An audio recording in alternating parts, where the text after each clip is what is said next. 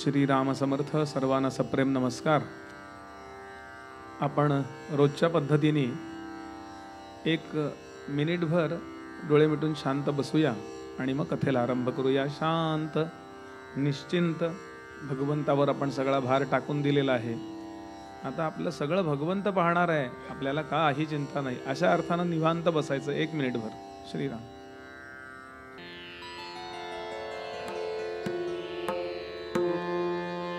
श्री मंगलमूर्ति मोरया भगवती श्री जगदम्बा माता की जय. श्री सद्गुरुनाथ महाराज की जय. अवधूत चिंतन श्री गुरुदेव दत्त.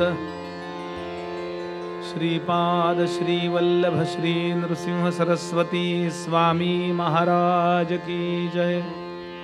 परमहंस परिव्राजकाचार्य श्रीमद्वासुदेवानंद सरस्वती स्वामी महाराज की जय. भगवान श्री गोपाल कृष्ण महाराज की जय. श्री शुक महर्षि महाराज की जय. सब संतन की जय. जय जय रघुवीर समर्थ. हरि ओम नमो भगवते वासुदेवाय. बोला हरि ओम.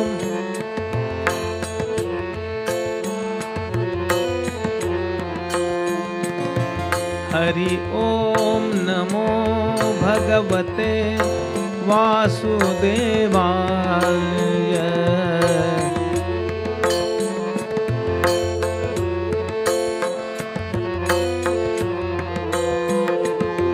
हरि ओम नमो भगवते वासुदेवाय.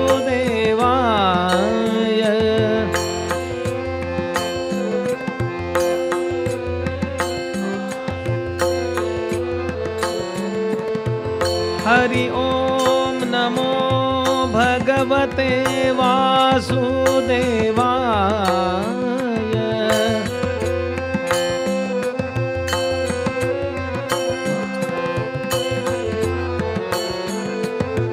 हरि ओम नमो भगवते वासुदेवाय.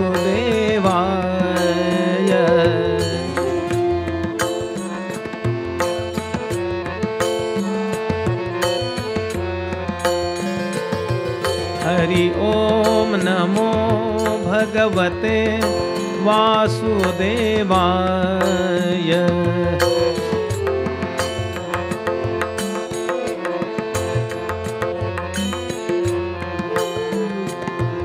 हरि ओम नमो भगवते वासुदेवाय.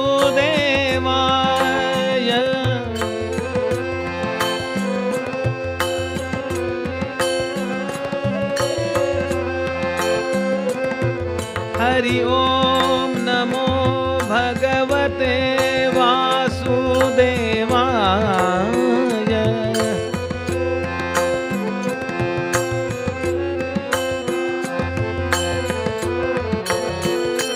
हरि ओम नमो भगवते वासुदेवाय. हरि ओम.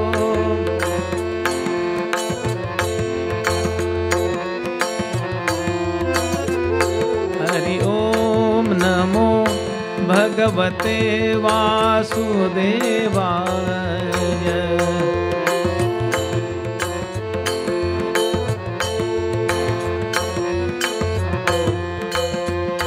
हरि ओम नमो भगवते वासुदेवाय.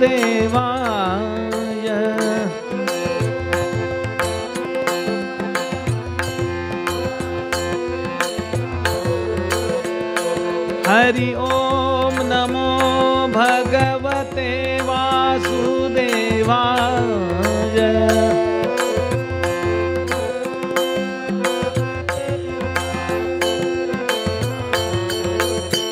हरि ओम नमो भगवते वासुदेवाय.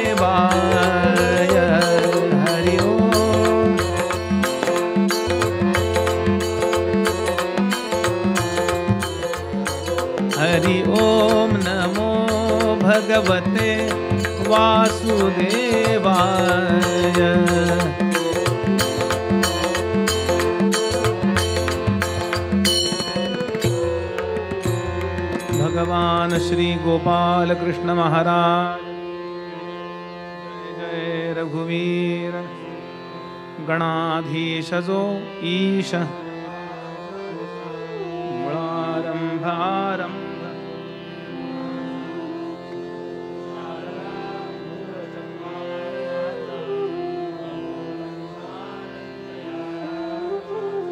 शुका सारिखे पूर्ण वैराग्य जाचे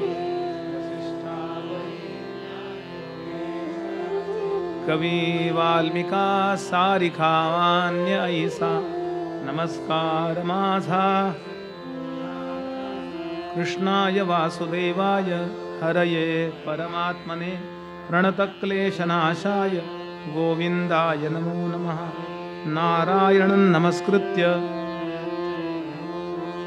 देवीं सरस्वतीं व्यासं ततो जयमुदीरयेत् जन्माद्यस्य यतोऽन्वयादितरतश्चार्थेष्वभिज्ञस्वराट् तेने ब्रह्महृदाय आदिकवये मुह्यन्ति यत्सूरयः तेजो वारिमृदां यथा विनिमयो यत्र त्रिसर्गो मृषा धाम्ना स्वेन सदा निरस्तकुहकं सत्यं परं धीमहि यं प्रव्रजन्तमनुपेतमपेतकृत्यं द्वैपायनो विरहकातर आजुहाव पुत्रेति तन्मयतया तरवोऽभिनेदुः तं सर्वभूतहृदयं मुनिमानतोऽस्मि वंशी विभूषितकरान्नवनीरदाभात् पीताम्बरादरुणबिम्बफलाधरोष्ठात् पूर्णेन्दुसुन्दरमुखादरविन्दनेत्रात् कृष्णात् परं किमपि तत्त्वमहं न जाने सच्चिदानन्दरूपाय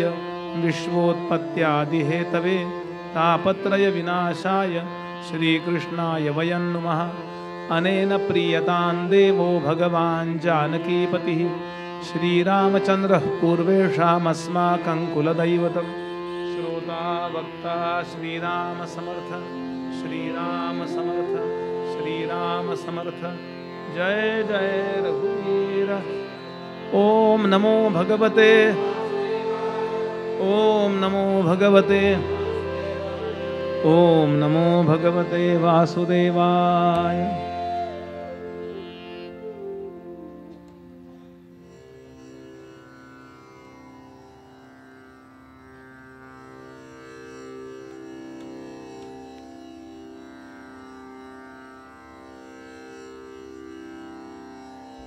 भगवान श्री दत्त महाराजांच्या या अत्यंत पवित्र सान्निध्यामध्ये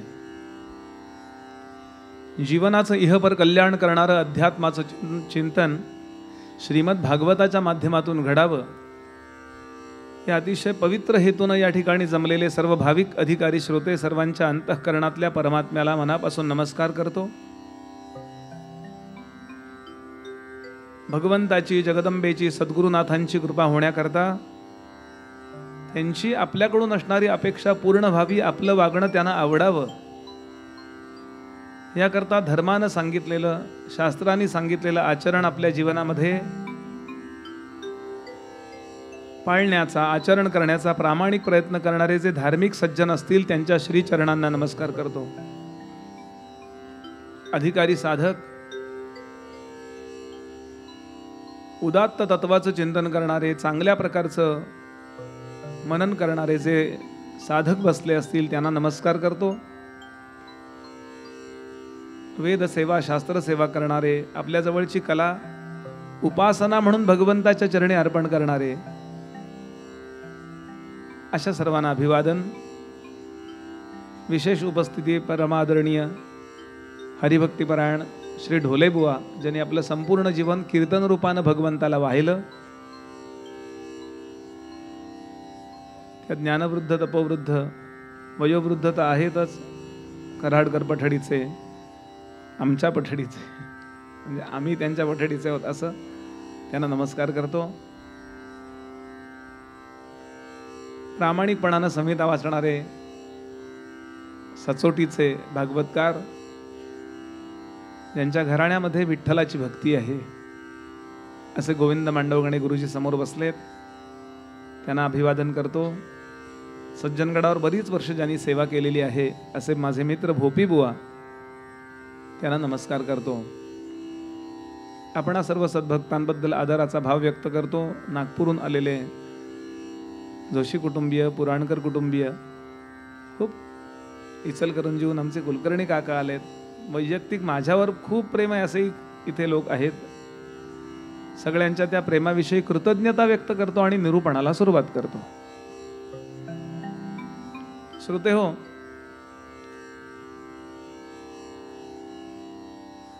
हे सगळं का ऐकायचं? उपयोग काय याचा? तर याचा उपयोग असा आहे की आपल्याला धार्मिक दृष्ट्या आणि आध्यात्मिक दृष्ट्या जिवंत ठेवणारं हे श्रवण आहे. ज्या समाजाच्या विचार प्रवाहामध्ये आपण असतो त्या समाजातला तात्कालिक जो उदात्त मोठा विचार आहे असं वाटतं, त्यामध्ये आपण वाहून जातो. काही वेब सिरियल्स असतात, काही चित्रपट असतात, किंवा सारखे व्हर्च्युअल लेवलला काही मेसेजेस फिरत असतात सोशल मीडियावरती. यांनी समाजाची धारणा होत असते. चित्रपट सुद्धा आपल्याला इन्स्पिरेशन देत असतात बरं का, प्रेरणा देत असतात. पण ते प्रत्येक वेळेला चांगलीच प्रेरणा देतील, कल्याणाची प्रेरणा देतील असं नाही.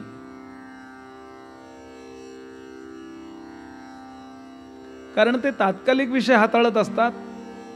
ज्यांनी त्यांचा TRP वाढेल, ज्यांनी बॉक्स ऑफिसला त्यांच्या गर्दी होईल असे विषय ते हाताळत असतात. काही वेळा ते बरोबरही असतात, पण प्रत्येक वेळेला बरोबर असतील अशी खात्री देता येत नाही. आणि त्याचा परिणाम समाज वैचारिक दृष्ट्या फरफटला जातो आणि अवनत स्थितीला, निम्न स्थितीला जाऊ शकतो आणि त्यामुळे त्याचं नुकसान होऊ शकतं. हे बरोबर आहे का हे चुकीचं आहे हे ठरवण्याकरता आपण संतांच्या वाङ्मयाशी कनेक्ट असलं पाहिजे. कारण ज्ञानोबा नेहमी सगळ्यांचंच कल्याण इच्छिणार आहेत. अमक्या जातीचं वगैरे ज्ञानोबानं काही पडलेलं नाहीये. ज्ञानोबा सर्वेपी सुखीने संतू, अवघाची संसार सुखाचा करीन हो. त्या ज्ञानोबांच्या विचारांशी जर आपण जोडले गेलो, तुकोबांच्या संतांच्या विचाराशी आपण जोडले गेलो की परिणाम आपल्या रोजच्या आचरणावरती संतांच्या वाङ्मयाचा प्रभाव राहतो आणि एक सुसंस्कृत आचरण आपल्याकडून घडतं. भले त्या चित्रपटात किंवा त्या अमक्या ठिकाणी काही दाखवलेलं असो, ते बरोबर असो किंवा चुकीचं असो, माझ्यावर परिणाम असेल तो ज्ञानेश्वरीचा असेल, माझ्यावर परिणाम असेल तो दासबोधाचा असेल. आणि मग परिणाम असा होतो की आपल्याकडनं काही चुकत नाही. कारण आपल्याला ज्या प्रेरणा होतात तसे आपण वागतो ना. आता काहीतरी पाकिस्तानात गोंधळ झालाय म्हणे, याचा उच्चार करत नाही त्या गोंधळाबद्दल, म्हणून नेटच बंद ठेवले त्यांनी. का ठेवलंय नेट बंद? कारण त्या बातमीचा प्रचार सगळीकडे झाला तर अराजक माझी ही भीती आहे त्यांना. भागवत सुरू आहे, नेट बंद कोणी करील का? आणि इथे खात्री आहे की किती लोकांनी भागवत ऐका, भागवत ऐकणारा कधी वाईट वागणार नाही. तो चांगलं वागेल की नाही नंतर आहे, पण खात्रीनं तो वाईट वागणार नाही.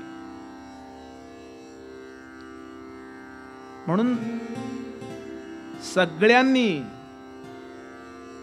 इथे कुठल्याही जातीचा भागवतात शब्द आलेला नाही, हिंदू म्हटलेलं नाही, मुस्लिम म्हटलेलं नाही, ख्रिश्चन. हिंदू शब्द आत्ता आहे या काही वर्षातला.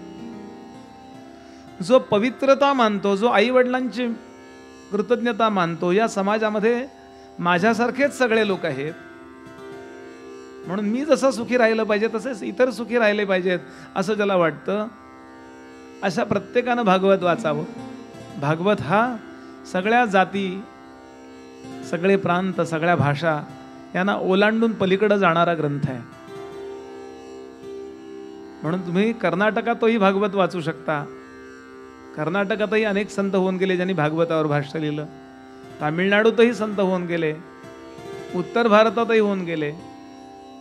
सगळ्यांनी रामायण आणि भागवत याच्यावरती भाष्य लिहिलं. भारतातला कुठलाही संत आणि कवी कृष्ण आणि रामाबद्दल बोलल्याशिवाय आपली लेखणी खाली ठेवत नाही. असं आपल्याला अंतर्बाह्य पवित्र करणारं, समाजालाच असं उचलून धरणारं शास्त्र म्हणजे भागवत शास्त्र आहे. अरे तुम्ही व्यवहारात कुठल्याही जातीनं जन्माला आलेले असाल, तुम्ही आत्मज्ञानाचे अधिकारी आहात, ब्रह्मज्ञानाचे अधिकारी आहात. कारण एवढं तुमच्या देहाला तुम्ही चिकटू नका, तुम्ही देह नाही आहात असं सांगणारा हा ग्रंथ आहे. म्हणून नेहमी एक गोष्ट करावी, जर आपल्याला कल्याण भाव वाटत असेल तर कुणाचंही प्रवचन कीर्तन आहे असं ऐकल्यावर शांतपणे जाऊन बसावं आणि मन लावून त्यामध्ये सम्मिलित व्हावं. परिणाम असा होतो की आपलं पूर्ण कुटुंब त्या अध्यात्म श्रवणाने उद्धरलं जातं.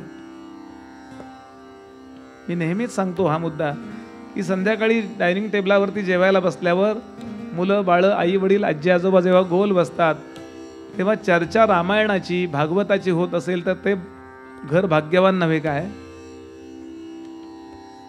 ज्ञानोबांच्या एखाद्या ओवीबद्दल किंवा तुकोबांच्या अभंगाबद्दल, समर्थांच्या ओवीबद्दल, स्वामी समर्थांबद्दल जर चर्चा होत असेल ते घर भाग्यवान नव्हे काय?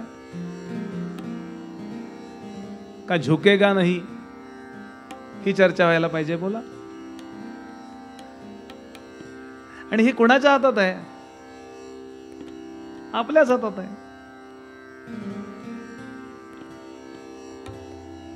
चला, शुकदेव राजा परीक्षितीला अत्यंत महत्वाचा भाग सांगतायत. भगवान आता गोकुळ सोडणार आहेत, मथुरेला जाणार आहेत. भगवंताचं करिअर खूप मोठं आहे. संपूर्ण पृथ्वीचं राजकारण खेळलंय कृष्णांनी एक काळ, पूर्ण पृथ्वीचं. एका खेडेगावात भक्तांकरता, भाविकांकरता अडकून पडणं त्यांच्या राजकारणाच्या ध्येयाला शोभणारं नाहीये. असं असलं तरी त्या प्रसंगी हे सगळे लोक कसे वागले आहेत याचं अप्रतिम वर्णन शुकदेव करतात. कारण भागवत हा राजकारणाचा ग्रंथ नाहीये, तो भक्तीचा ग्रंथ आहे. राजकारणाचा ग्रंथ ऐकायचा असेल तर महाभारत ऐका.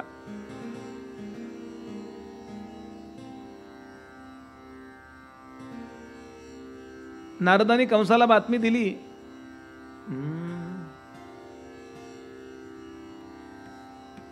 की अरे तुझा शत्रू सापडला रे. तू आतापर्यंत ज्या ज्या राक्षसांना पाठवलंस, पूतनेला पाठवलं, अघासुराला, बकासुराला, ते सगळे लोक गोकुळात गेले आणि मारले गेले. ते परत आले नाहीत. त्यामुळं त्यांचा अज्ञात वध करता कोणही माहिती नाही. त्यांचं एन्काउंटर झालंय ना. अज्ञात आहे तो. कोण आहे? मला ज्ञात आहे तो. का? कारण त्याच्या ज्ञानाकरताच मी जीवन घालवलंय. हे जरा उपलक्षणात्मक बोलतोय मी. तो दुसरा तिसरा कोणी नाही. नंद यशोदेचा मुलगा कृष्ण हा वास्तविक वसुदेव देवकीचा आहे, 8वा पुत्र. आणि तो तुझा वध करणार आहे. तुला सावध राहायचं आहे. पण तू म्हणशील मग मी उद्या जातो, मारामारी करतो, परवा परत येतो. शक्य नाही. तू जर तिथे गेलास तर बिल्ली अपने गली में शेर बन जाती है, वहां मत जाओ. त्याला इथे घेऊन ये. कसा घेऊन ये? निमित्त लागेल. अरे काहीतरी चांगलं कथा, कीर्तन, प्रवचन, विविध गुणदर्शन स्पर्धा, यज्ञ, असं कुठलं तरी निमित्त कर गर्दी जमवायला. आणि खूप लोकांना निमंत्रण दे. काही लोकांना सांडणी स्वार पाठव, काही लोकांना बोलवायला घोडे स्वार पाठव, रथ पाठव, काही लोकांना म्हणव तुमचे तुम्ही या. आणि जेव्हा इथे गर्दी होईल तेव्हा 1-2-4 मुलांना तू चिरडून मारून टाकलंस तर कोणाला कळणार आहे? असं कर. कंस म्हणाला, महाराज माझी किती काळजी आहे तुम्हाला. ते म्हणले, खरं आहे रे, तुझ्यासारख्यांची सुद्धा काळजी मलाच करावी लागते. आणि त्यानं ठरवलं, कुणाला पाठवायचं ठरवलं. धनुर्याग नावाचा याग ठरवला. आणि कुणाला पाठवायचं ठरवलं तर त्याच्या मंत्रिमंडळामध्ये, त्याचं मंत्रिमंडळ जरी वाईट होतं तरी काही चांगल्या लोकांना घ्यावंच लागतं हो, त्याशिवाय चालणार कसं मंत्रिमंडळ. काही प्रामाणिक काम करणारे लोक सगळ्या पक्षात असतात, हे लक्षात घ्या. असा कुठला पक्ष वाईट नसतो. आणि वाईट पक्षाला सुद्धा काम चांगलं करून दाखवावं, आणि त्यांना नाटक तरी करावं लागतं. म्हणून त्यांच्या मंत्रिमंडळामध्ये पटत नाही तरी सुद्धा एका मंत्र्याला त्यांनी, एका माणसाला मंत्री केलं होतं, मंत्रीपद दिलं होतं. त्या माणसाचं नाव, त्या व्यक्तीचं नाव आहे अक्रूर. बरं, अक्रूरानं हे गोष्ट स्वीकारली. याचं कारण काय दिलंय त्यांनी? अक्रूराला माहिती आहे की याचा हेतू चांगला नाही आहे. खमूस कशा करता मला सांगतोय, त्याला माहिती आहे माझ्या चांगुलपणाचा गैरफायदा उठवू इच्छितोय. मग त्याचा मी गैरफायदा, म्हणजे निदान फायदा तरी घेता आला पाहिजे ना. कारण ज्याला बोलवायला मला पाठवतोय तो कृष्ण कदाचित 8वा अवतार या दृष्टीनं, आणि अष्टमगर्भ हा विष्णूचा अंश असेल अशी आकाशवाणी झाली होती. तो जर तो असला तर माझं भाग्य राहील की मी विष्णूचा उपासक आहे. या गोकुळात गेल्यावर संपूर्ण मथुरेतला सगळ्यात भाग्यवान मी असेन की ज्याला कृष्णांचं दर्शन होईल. जर तो विष्णूचा अवतार असेल तर वेल अँड गुड, आणि नसेल तर तो सज्जन तर आहेच आहे. लहान मुलं, 10-12 वर्षाची लहान मुलं खूप चांगली, सगळ्या जातीतली सगळी मुलं चांगली असतात, लक्षात घ्या. लहानपणी आपण त्यांना बिघडवतो, म्हणजे समाज त्यांना बिघडवतो. लहान मुलं सगळी जन्माला आल्यावर काय ती काय तलवार घेऊन जन्माला येतात काय? पण त्यांना सांगितलं जातं, हां हे आपल्या जातीचे आहेत ना, तेवढेच आपले आहेत, बाकीचे परके, ते काफिर आहेत. मग त्यांचं डोकं बिघडवलं जातं. म्हणून हा सज्जनच असणार आहे. सगळे लहान मुलं लक्षात घ्याल, सगळी सज्जन असतात. नंतर त्यांच्यावरती संस्कार केले जातात आणि त्यांना असं मोल्ड केलं जातं. मी या मुलाचं रक्षण करीन. तो जर भगवंत नसला तरी तो लहान आहेच आहे ना. भगवंत असला तर माझं कर्तव्य आहे, मी त्याचं दर्शन घेईन. आणि भगवंत नसला तर माझं कर्तव्य आहे की सज्जनांनी सज्जनांच्या पाठीची ओळख नसतानाही उभं राहिलं पाहिजे. आणि म्हणून अक्रूर जायला निघाला. वर्णन करतात, फार सुंदर वर्णन केलंय त्यांनी. सुरुवातीला त्याला इतकं बरं वाटलंय, किम मया चरितं भद्रं किं तप्तं परमं तपः किं वाथा अपि हि हते दत्तं यद् रक्षाम्यद्य केशवम्. कुठल्या जन्मी मी काय पुण्य केलंय आणि त्याचा परिणाम म्हणून मला भगवंताचं दर्शन होत आहे. उगाच त्याला असं वाटतंय तो भगवंत आहे. तो अजून त्याला माहिती नाही बरं का तो भगवंत आहे. आणि असा तो निघाला आणि जाऊन पोहोचला. वाटेत त्याची अवस्था कशी झाली याचं खूप सविस्तर वर्णन केलंय. कृष्ण दर्शनाची माझी कोणती योग्यता नसताना मला भगवंताचं दर्शन होणार. नदीच्या वेगवान प्रवाहाने तसे आजूबाजूचं चांगलं आणि वाईट सगळं स्वच्छ होतं. नदीच्या काठी घाण पडलेली असते किंवा नदीच्या काठी काही चांगलंही पडलेलं असतं. जोरात प्रवाह आला की सगळं स्वच्छ होतं ना. तशी भगवंताच्या भक्तीचा प्रवाह जेव्हा चित्तातून व्हायला लागतो तेव्हा चांगली कर्मही धुवून जातात आणि वाईट कर्मही धुवून जातात. क्लीन होतो तो आपला अंतःकरणाचा तीर, असं म्हणतो तो. आणि जाऊन पोहोचला.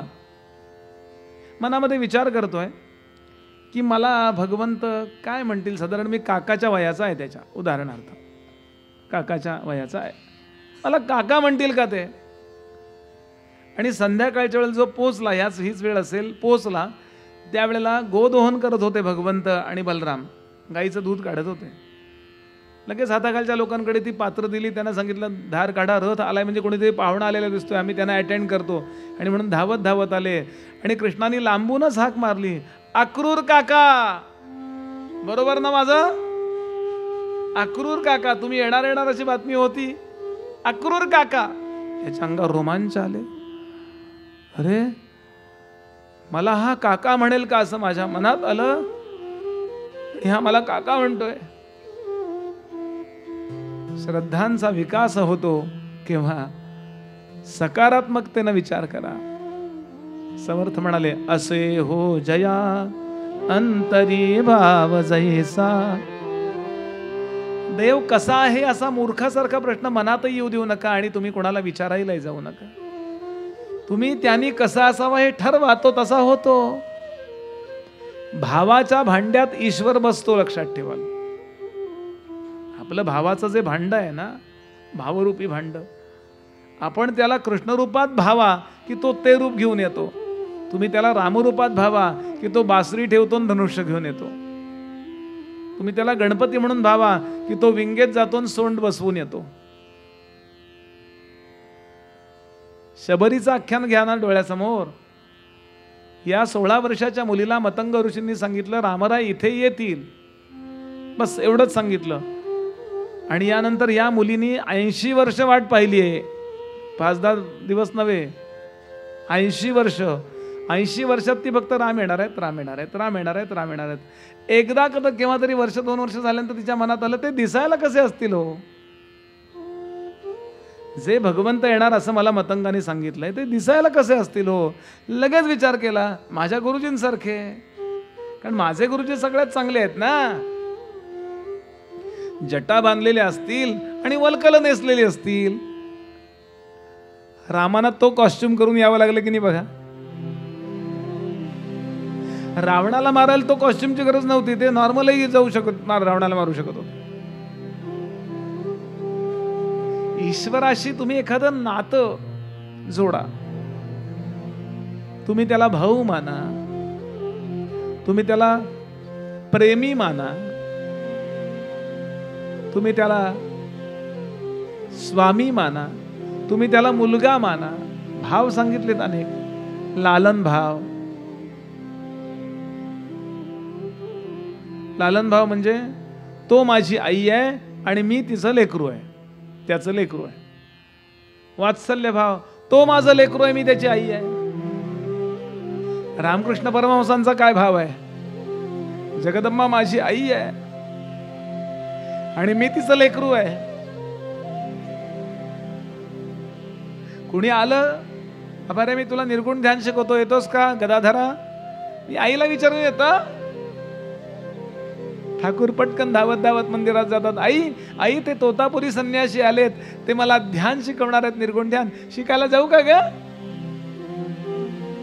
आई म्हणते जा. एक तांत्रिक आली, तांत्रिक शिकवणारी बाई आली, तंत्र मंत्र शिकवणारी. तिला वाटलं याला शिकवलं पाहिजे, हा चांगला आहे, शिकशील का माझ्याकडे? मी आईला विचारून येतं. धावत धावत जातात दक्षिणेश्वरी. आई मला ती बाई तंत्रमंत्र शिकवणार आहे, शिकू? जा की रे. किंवा तरी शांत बसून ठरवा, आपण देवाचं ना आपलं काही नातं ठरवलंय का?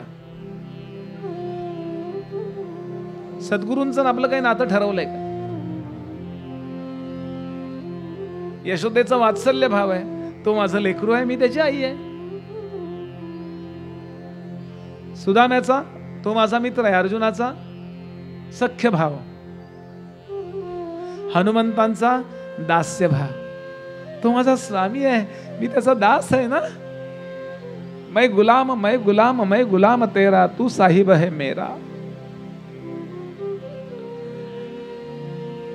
ईश्वराच्या बाबतीत, सद्गुरूच्या बाबतीत एक नातं निश्चित करा मनातल्या मनात. बाहेर त्याचं नाटक होऊ देऊ नका. आणि क्रमाक्रमानं त्याची जोपासना करत चला.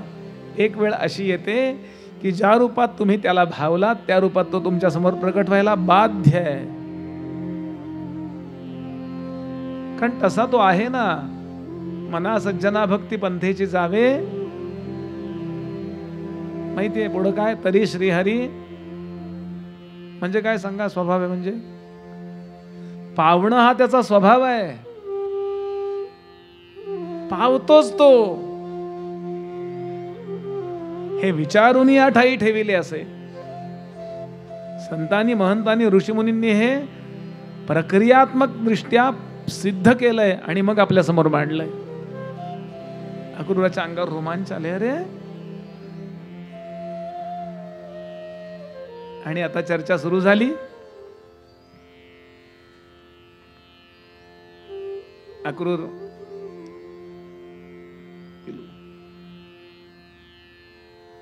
ती पत्रिका दिली.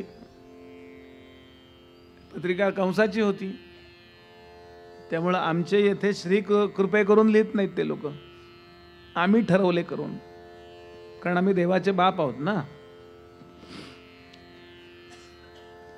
देवाचे लेकरं नाही आहोत, आम्ही देवाचे बाप आहोत.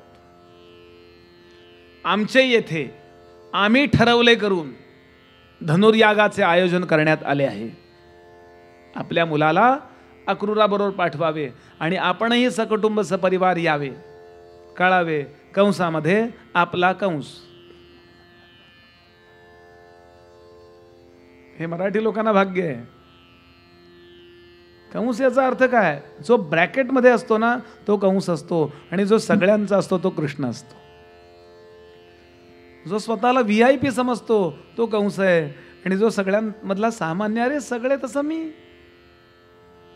तो कृष्ण आहे. बघा ना, राम VIP लोकांची ओळख करून घेण्याच्या भानगडीत पडत नाहीत.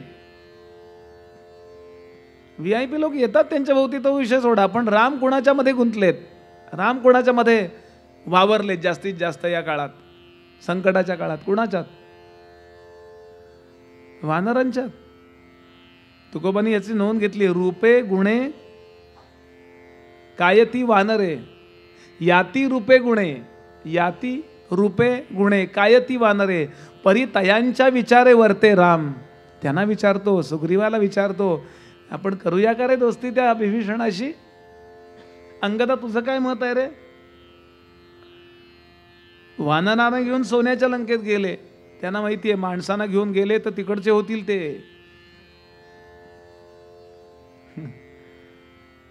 गंमत सोडून द्या, VIP काही नाही हो.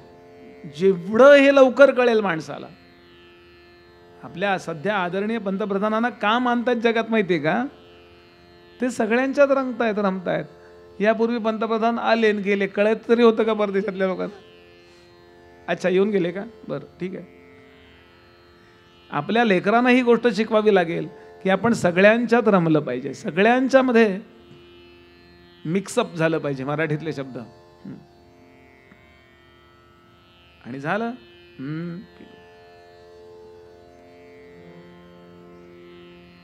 आणि एक गोष्ट सांगितली अक्रूराने, मला जरा कृष्णांशी आणि रामांशी एकांतात बोलायचंय, कारण ही गोष्ट मला बाकी कोणाला कळू द्यायची नाहीये. बलरामाने सांगितलंय ते की ही गोष्ट नंद आणि यशोदेला कळू देऊ नका, नाही तर त्यांना धक्का बसेल. काय गोष्ट आहे ती? कंस कारस्थान करतोय तुम्हाला मारण्याचं.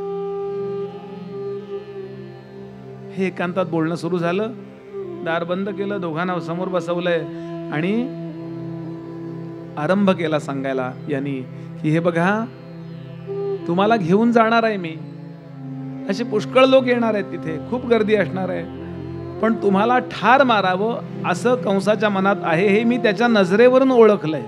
त्यांनी मला सांगितलेलं नाहीये. पण मी नाही म्हणलो असतो तुम्हाला निमंत्रण द्यायला यायला, तर त्यांनी दुसऱ्या कोणाला पाठवलं असतं. त्याला तुमच्याबद्दल प्रेम असेल नसेल मला माहित नाही, म्हणून मी हे काम घेतलंय. माझ्याबरोबर उद्या जायचंय तुम्हाला, पण तुम्हाला सावध राहायचंय, कारण तुम्हाला या यज्ञामध्ये बोलावणं हे फक्त निमित्त आहे, तुमचं बरं वाईट करावं हे त्याच्या मनात आहे. हे ऐकलं आणि कृष्णांचा चेहरा कसनुसा झाला, म्लान झाला, पडला. अक्रूराला वाटलं शेवटी 11-12 वर्षाचा मुलगा घाबरला असणार हो, असं त्याचं मनगट हातात धरलं. घाबरू नकोस, हा पठ्ठ्या आहे, जोपर्यंत मी आहे तोपर्यंत तुझ्या केसाला धक्का लागू देणार नाही मी. घाबरू नकोस, खंगू नकोस, वाईट वाटून घेऊ नकोस, चेहरा टाकू नकोस. बलराम दादा हसले. अक्रूर काका, जगामध्ये आम्हाला संपवणारी शक्ती जन्माला आलेली नाहीये आणि येणारही नाही. आम्ही जेव्हा जायचं तेव्हा आमचे अवतार समाप्त करू. कृष्णाचा, कन्हैयाचा चेहरा म्लान झाला, याचं कारण या गोकुळवासियांनी सगळं जीवन वाहिलंय हो आम्हाला. या गोप गोपींनी किती प्रेम केलंय अक्रूर काका माहितीये. आम्ही इथून निघालो असं कळलं तर प्राण टाकतील, हे इतकं प्रेम केलंय. त्या वस्त्रहरण प्रकरणामध्ये त्या गोपी आधी बाहेर येत नाहीत नदीतनं कात्यायनी व्रताच्या वेळेला, असं आख्यान आहे. ते अशा आपले अवयव लपवतात, एवढ्या एवढ्या पाण्यात डुंबतात. तेव्हा कृष्ण सांगतात बाहेर या, बाहेर या.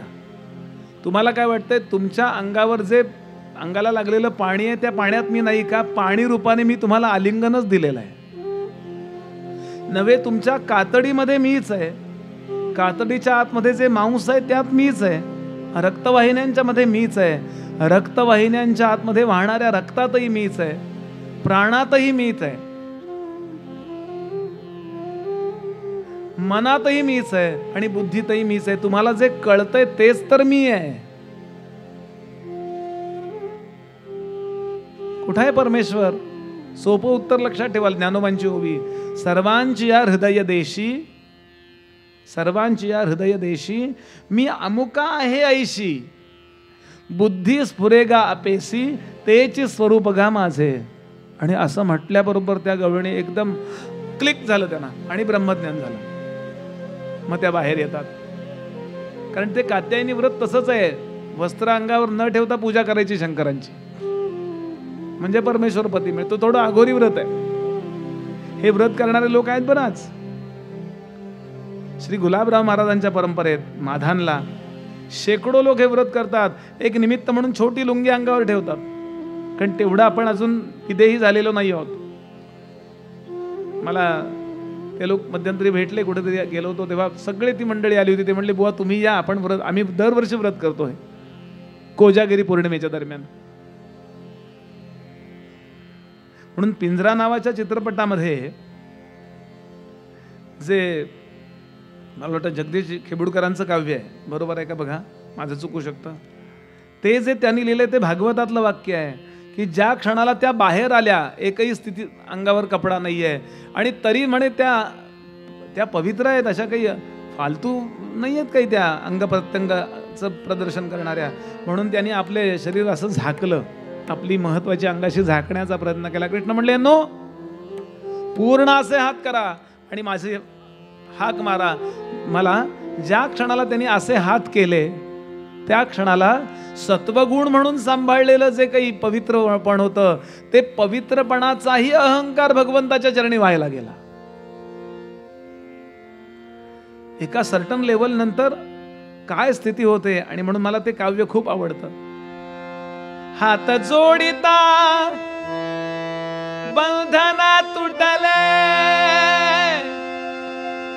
हात जोडिता बंधना तुटले, हात जोडिता, हात जोडले कृष्णा दे रे वस्त्र, हात जोडिता बंधना तुटले,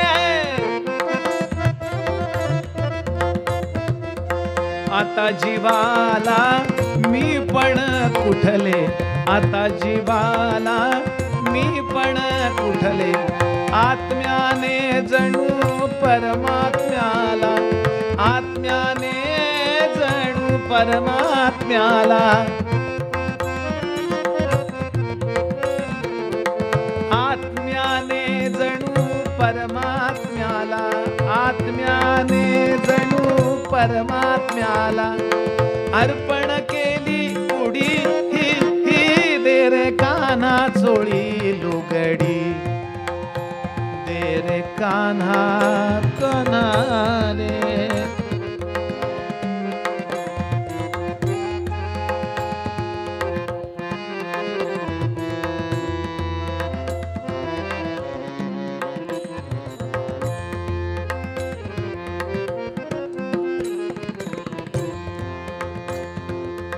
चोळी अनलुगडी, चोळी अनलुगडी, चोळी अनलुगडी.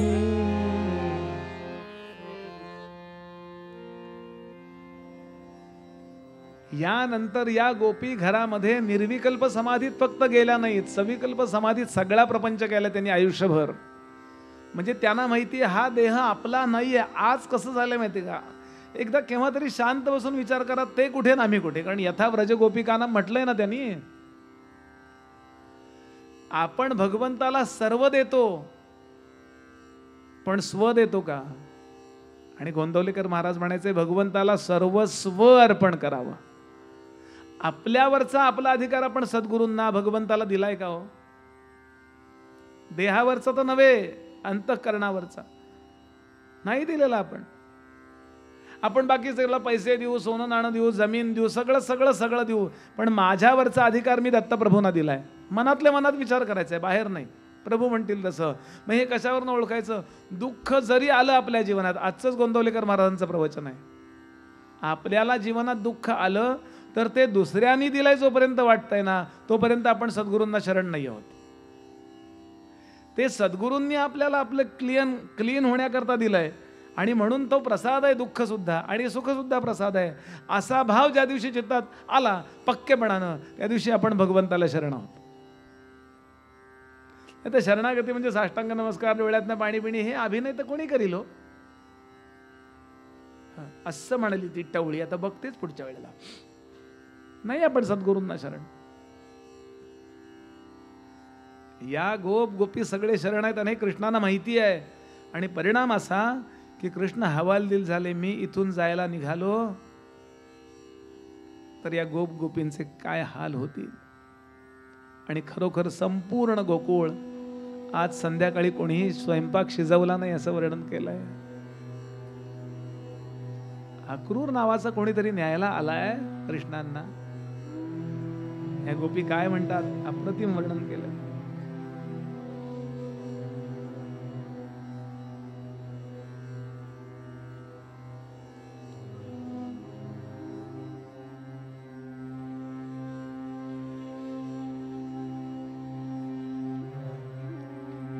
गतिम सुललितां चेष्टां स्निग्धहासावलोकनं शोकापहानि नर्माणी प्रोद्दाम चरितानि च. गोपींची अवस्था आहे बरं ही. कश्चित तत्कृत हृत्ताप श्वास म्लान मुखश्रिय. स्त्रियांना दम लागला, टेन्शन आल्यावर होतं ना, त्या काही थकलेले नाही आहेत, काही कारण नसताना डोळ्यातून अश्रू वाहायला लागले.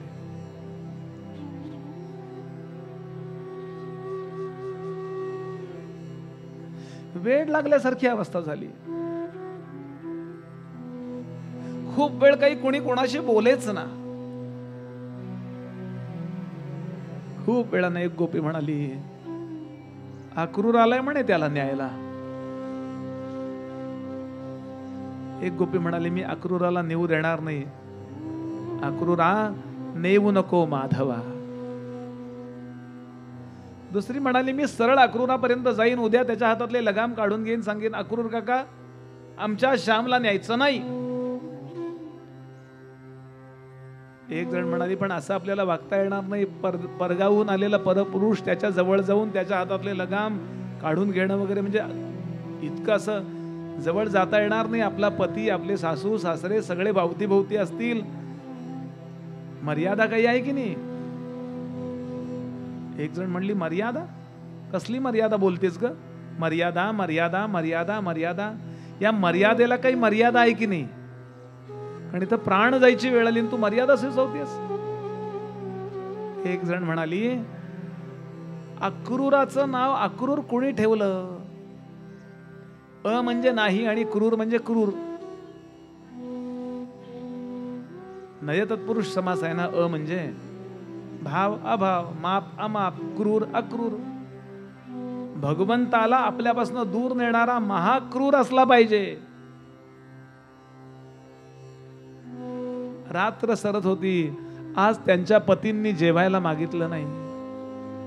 तेही डोक्याला हात लावून होते की उद्या कान्हा निघून गेला तर आपली, आपल्या पत्नीची, आपल्या सासू आई वडिलांची अवस्था काय होणार. आपली लेकरं तर त्याच्याबरोबर खेळतात. कल्पना सहन नाही होत यांना.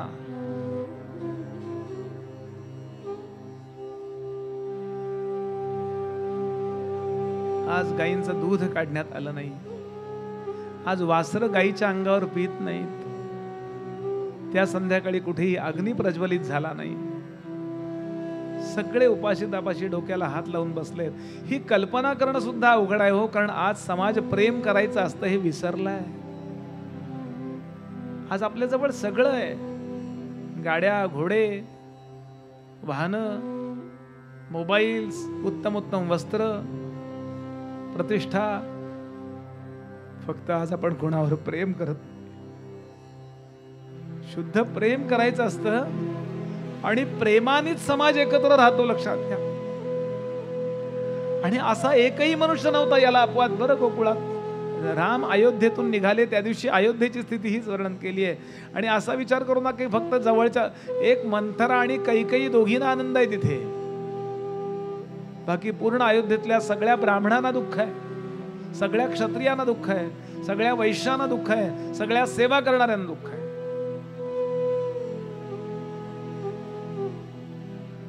भारतीय सगळीच्या सगळी पुराणं आपल्याला प्रेम शिकवतायत. हो, सामाजिक प्रेम महत्वाचं आहे.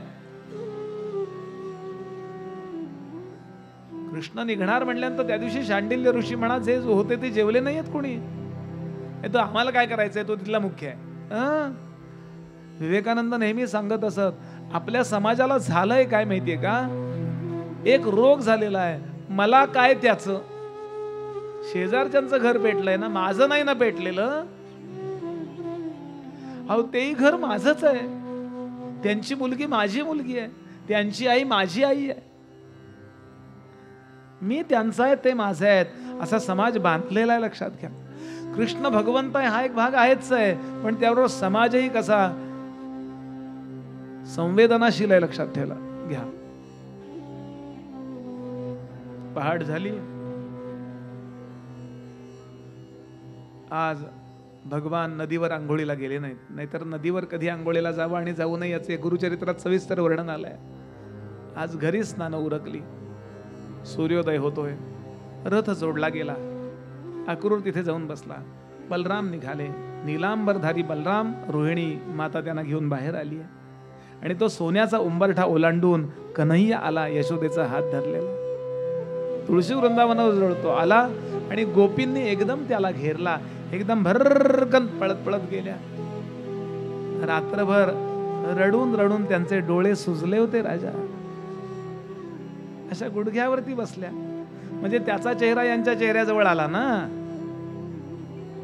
आणि असे गाल त्याचे धरले. कान्होबा खरंच गेलं पाहिजे का रे? अरे यज्ञ आपण इथे करू, कंस महाराजांना त्या सगळ्या लोकांना आपण इथे बोलू, तिकडे कशाला गेलं पाहिजे? नको ना रे जाऊ कान्या. एक गोपी म्हणाली, कृष्ण आमच्यावर नाराज झालायस म्हणून जातोयस का? एक गोपी म्हणाली, कृष्णा तुला प्रेम लावता येतं पण निभावता येत नाही. हा,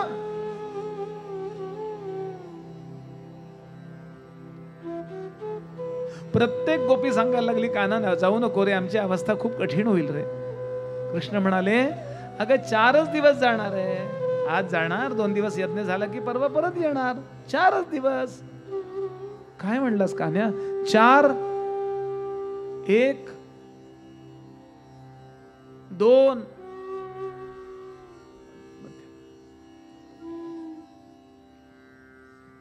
3 आणि 4. अरे 4 दिवस केवढा मोठा काळ झाला. कान्होबा तुझ्या विरहामध्ये एक क्षण आम्हाला युगासारखा वाटतो.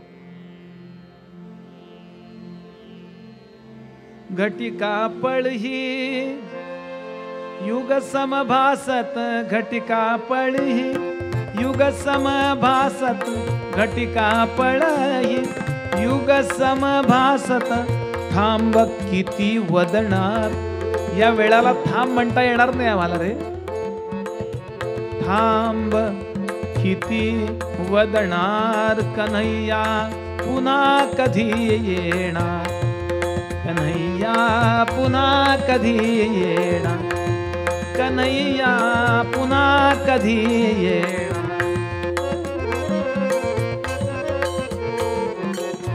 देवा तू येईपर्यंत आम्ही जिवंत राहू का रे? देवा त्या येण्याची वाट पाहता, त्या येण्याची वाट पाहता प्राण कंठी उरणार, प्राण कंठी उरणार, कन्हैया पुन्हा कधी येणार, कन्हैया पुन्हा कधी रे, पुन्हा कधी येणार.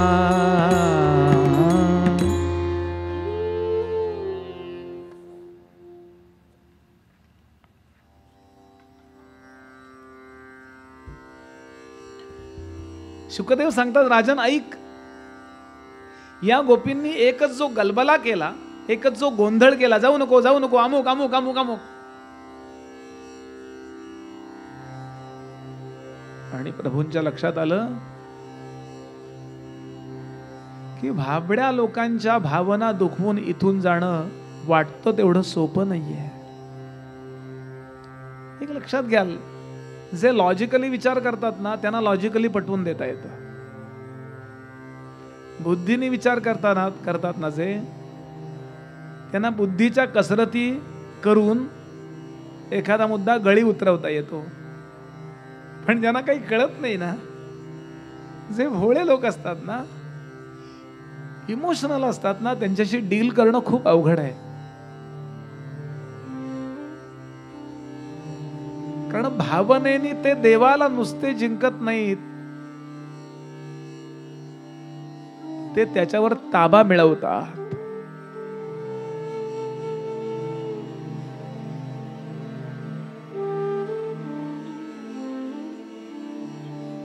आपण सगळ्यांना पटवून सांगतो, पण आपल्या घरातलं कुत्रं आहे, असतात बरं घरातले प्राणी असे. आता मी जोधपूरला गेलो होतो, राजस्थान. त्यांच्याकडे उतरलो होतो. त्यांची मुलगी आता US किंवा कॅनडात शिकायला आहे, नाव माझं लक्षात नाही तिचं.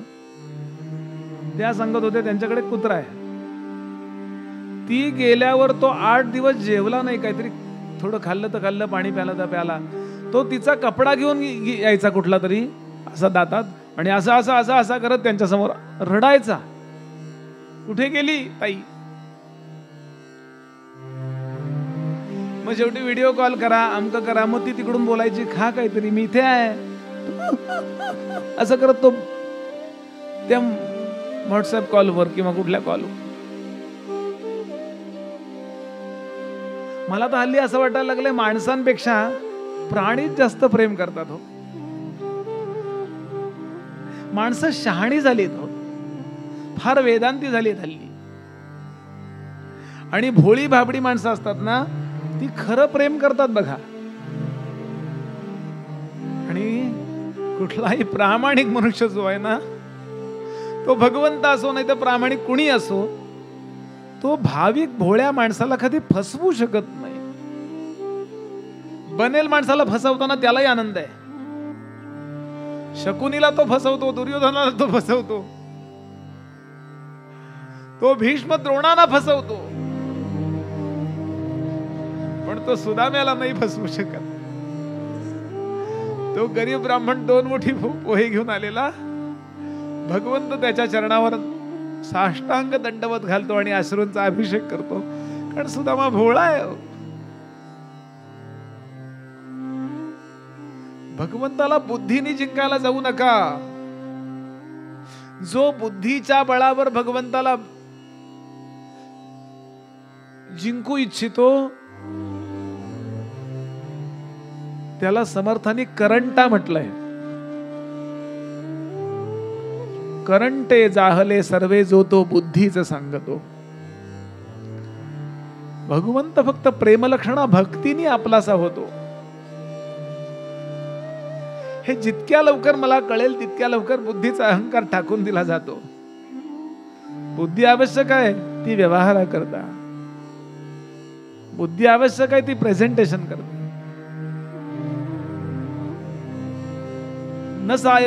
न साधति मां बुद्धि योगे न सांख्य न कर्म उद्धव न स्वाध्यायस्तपस्त्यागो यथा भक्तिर्ममोर्जिता. 11वा स्कंध. न साधति मां योगो न सांख्य कर्म उद्धव. या सगळ्या गवळणी सांगतात कृष्णानं करे कृष्णा नको रे जाऊ. आणि भगवंताचा चेहरा म्लान झाला. डोळ्यासमोर जरा चित्र आण. थोडं हे विसरून त्यात जायचंय हो, म्हणजे मग ते होतं जे त्यांना होतं ते आपल्याला होतं, होऊ शकतं, प्रोबॅबिलिटी वाढते.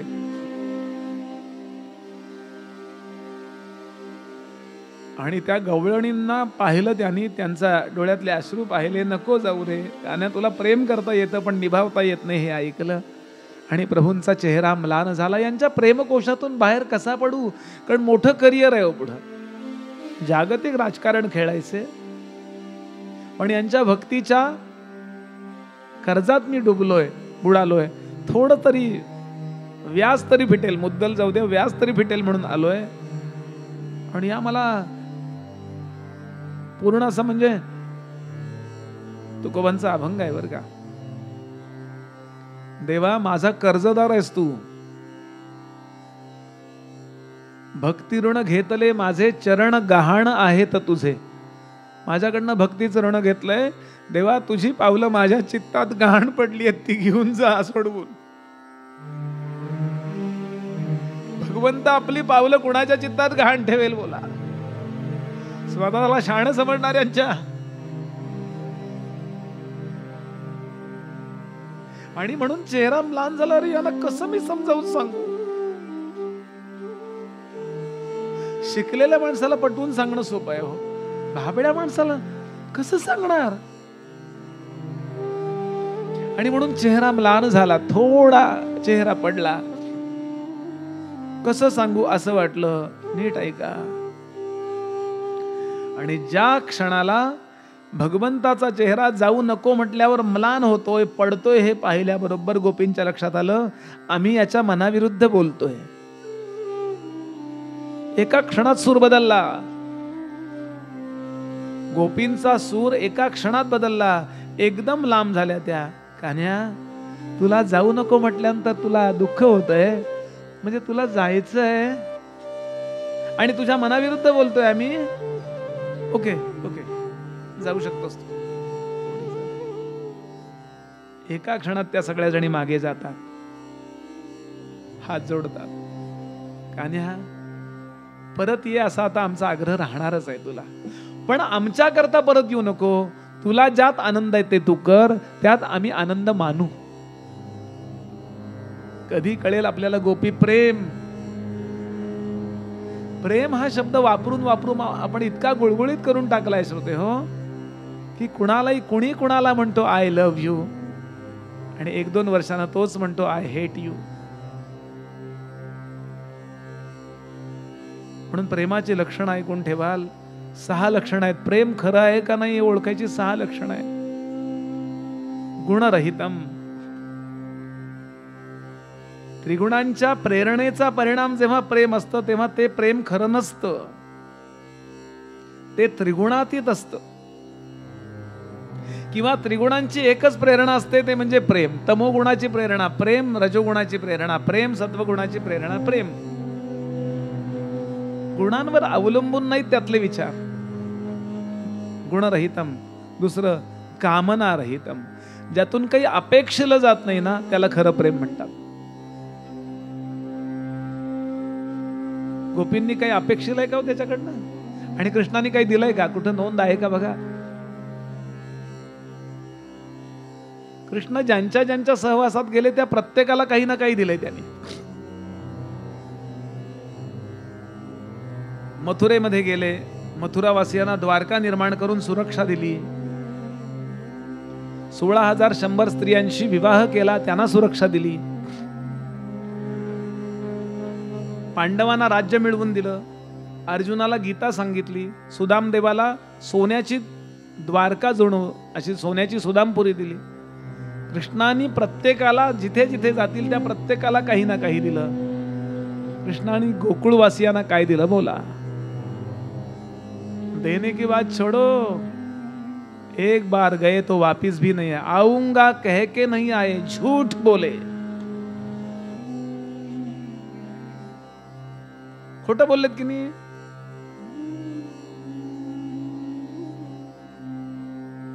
पण तरीही त्यांची अपेक्षा नाही. तो नाही आला, तो कामात असेल. कामना रहित. करात उरली केवळ मुरली, उरात हे काहूर हरवले, मधु मुरलीचे सूर हरवले. मधु मुरलीचे सूर हरवले होते आज. गुणरहितम कामना रहितम.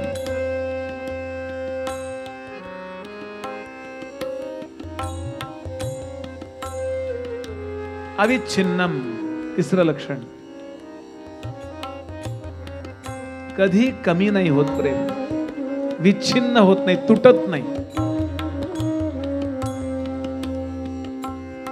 प्रतिक्षण वर्धमानम. 6 लक्षणं सांगतोय मी प्रेमाची. सूक्ष्मतरम आणि अनुभव स्वरूपम. नारदीय भक्तिसूत्रातला विषय आहे बरं. घरी जाऊन बघायचं, कुठं शोधाल? नारदीय भक्तिसूत्रामध्ये आहे. मला सूत्रांचा नंबर आता आठवत नाहीये. ही 6 लक्षणं असतील तर ते प्रेम आहे.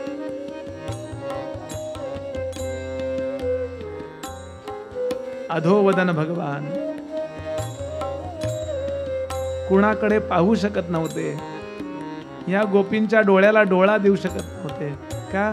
मी यांचा अपराधी आहे असं वाटतंय भगवंताला. खोटं बोलतोय मी, परत येईन म्हणून. जमणार नाहीये परत यायला. आणि त्या ये बर श्याम, राजा हजारो हात हालत होते. हजारो नेत्रातून कृष्णांच्या प्रेमाकरता अश्रूंच्या धारा लागल्या होत्या. आणि हजारो कंठातून एकच नाद येत होता, कान्या लवकर ये, हा आम्ही वाट पाहतो. हा भगवान रथात बसतात. रथ मुंगीच्या पावलानं निघाला. रथाचा आवाज या गोपींना सहन होईना. तो रथ रस्त्यावरून चाललाय असं वाटत नव्हतं. तो रथ आमची हृदय चिरीत चाललाय असं वाटतंय. एक फरलांगभर रथ गेला असेल. आणि कसं तरी स्वतःला आवरून धरलेली यशोदा एकदम तिच्या प्रेमाचा बांध फुटला. पेंडी सुटावी एखादी तसा. आणि धावत निघाली. हो कृष्णा जरा थांब, कन्हैया जरा थांब, कान्होबा जरा थांब. दमली का फरलांगभर लांब गेलाय. हो का धावत होती? आजपासून सगळ्यात मोठा विरह कुणाला मिळणार होता? यशोदेला. लहानपणापासून गेल्या 11 वर्षामध्ये प्रभू जास्तीत जास्त वेळ कुणाजवळ राहिले होते? बोला. कितीतरी वर्षाचा मोठा होईपर्यंत त्याला मागे फिरत फिरत त्याला कोणी माऊ भात भरवला होता? हो त्याला कपडे कोणी नेसून दिले होते? रोज त्याला रोज नाऊ मागू कोणी घातलं होतं? त्याला रात्री डोक्यावरती थापटून किती वर्ष झोपवलं होतं? त्याचं पांघरुण सारखं रोज कुणी केलं होतं? पहाटे उठून जागो मोहन प्यारे. म्हणून उद्यापासून तिचं जीवन ओक ओक होणार होतं. सगळ्यांना विरह आहेच, पण जास्तीत जास्त विरहाचा चटका कुणाला बसणार होता? म्हणून एकदा भेटून घेऊया म्हणून धावतीये. इतकी रडत होती, डोळ्यातून अश्रूंची पटल इतकी वाहत होती राजा. त्यामुळे रस्ता दिसत नव्हता ना, त्यामुळे पडली, परत उभी राहिली, पुन्हा धावायला लागली. प्रेम हे असं आहे.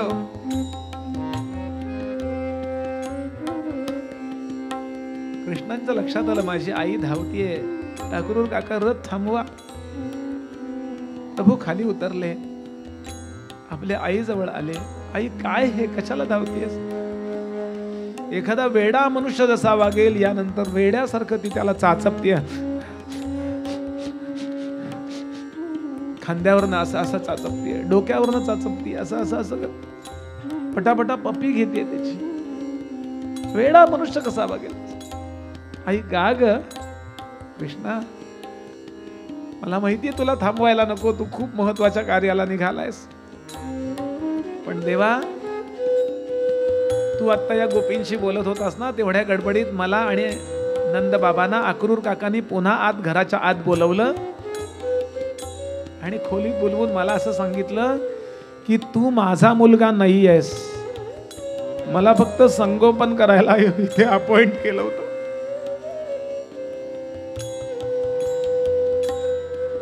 मला हे मान्य नाही. मी 9 महिने तुला पोटात वागवलंय असं मला स्मरण सांगतंय. मी तुला जन्म दिला असं मला वाटतंय. पण यदा कदाचित या राजकारणी लोकांचं म्हणणं खरं असू शकतं, आम्हा भक्तांचं म्हणणं खोटं असू शकतं. मग आता मला एक एक दिवस आठवायला लागले, कृष्णा मी तुला उखळाला बांधून ठेवला रे, मी तुला उपाशी ठेवलं रे, मी तुझ्यावर हात उगारला रे, मी किती रागे भरलं तुला. काय कृष्णा असा वागतोस? पैसे देऊन ज्याला कामाला ठेवलंय त्यानं आपल्या मर्यादेनं राहावं ना. कृष्णा मला माहिती नव्हतं रे, मी तुला थांबवलं कारण असा एकांतात पुन्हा मला कधी भेटशील. हात जोडते कृष्णा, मला माहिती नव्हतं म्हणून मी चुकले रे, जमलं तर मला क्षमा कर. आणि दुसरं कारण, आता ती देवकी माता तुला सोडणार नाही रे कान्या. हे रत्न इतके वर्ष इथे जपून राहिलं, लपून राहिलं, याचं कारण हे माहिती नव्हतं. आता कोण तुला सोडणार बोल? आता मला आणि नंद बाबांना तुझं दर्शन कधी होणार नाही. अरे पण एक उपकार करशील, तुला जर वाटत असेल कणभर जरी मी मनापासून तुझी सेवा केली, प्रेम केलं असं वाटत असेल तर एक उपकार करशील, त्या देवकीच्या महालामध्ये, त्या वसुदेवांच्या महालामध्ये सेवेकरी मंडळी असतील ना, कोणीतरी झाडझूड करणारी, कोणीतरी मोलकरीण तिथे असेल, दारामध्ये उभा राहणारा कोणीतरी भालदार चोपदार असेल, ते जर वयानी जास्त झालं वय म्हणून निवृत्त झाले तर आम्हाला कळवशील. मी आणि नंदबाबा तिथे येऊन राहू, मी झाडझूड करेन तिथे. कान्या, नंदबाबा तिथे उभे राहतील दिवसभर पाला घेऊन. कधी आम्ही तुला जवळ घेणार नाही, कधी लहानपणासारखं तुला मनगट धरणार नाही. तुझं फक्त लांबून पाहू आणि आठवू की केव्हा तरी तुला आम्ही आंघोळ घातली आहे. एवढे उपकार करशील का रे कन्या? केव्हा तरी कृष्णांच्या भूमिकेत जाऊन बघा, देवाला काय वाटलं असेल. ज्ञानी होणं सोपं आहे, योगी होणं सोपं आहे, कर्मकांड तर सोपंच आहे तुलनेने. आणि या जगात सगळ्यात अवघड काय आहे तर भगवंताचं भक्त होणं. भक्ताला स्वतःचा चॉईस नसतो. बाकी सगळ्या क्षेत्रामध्ये आपण आपला अहंकार कितीतरी वर्ष शिल्लक ठेवू शकतो. भक्त होण्याकरता आपला अहंकार पहिल्या पायरी खाली दफन करावा लागतो, पुरावा लागतो, दुसरं पाऊल उचलावं लागतं. नाथ महाराज म्हणाले, भक्त म्हणविता वाटे गोड, परी भजन मुद्रा अवघड.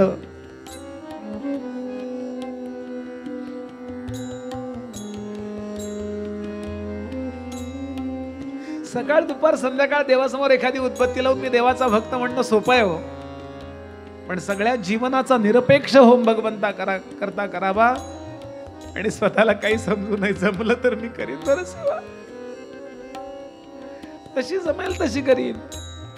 मनातल्या मनात स्वतःला खूप कमी लेखावं आणि जीवन मात्र संपूर्ण समर्पित असावं. भगवान म्हणाले, आई जग मला काय म्हणायचं ते म्हणू दे, मी माझ्या मुखानं स्वतःला यशोदानंदनच म्हणवून घेईन.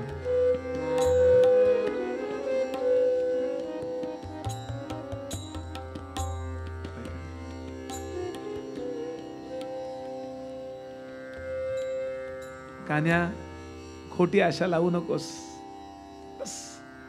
माझी सेवा तुझ्या चरणी समर्पित करते, तेवढी फक्त स्वीकार. आईला नमस्कार करून कान्होबा रथात बसतो. रथ निघाला. यशोदा परत आली. हे सकाळी 7-8 वाजता घडलं असेल, आत्ताच्या भाषेत बोलतो.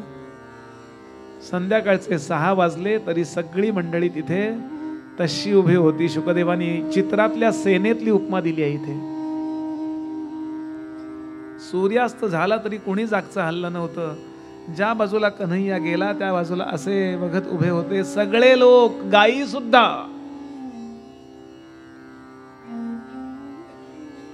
कल्पना करू शकतो का? विचार करा आपण.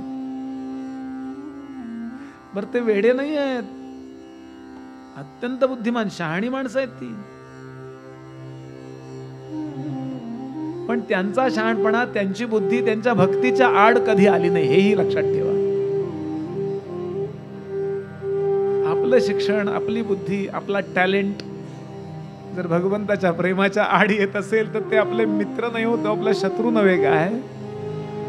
भगवंतावर प्रेम करण्याच्या आड आपली पोझिशन येत असेल तर आग लागो त्या पोझिशनला.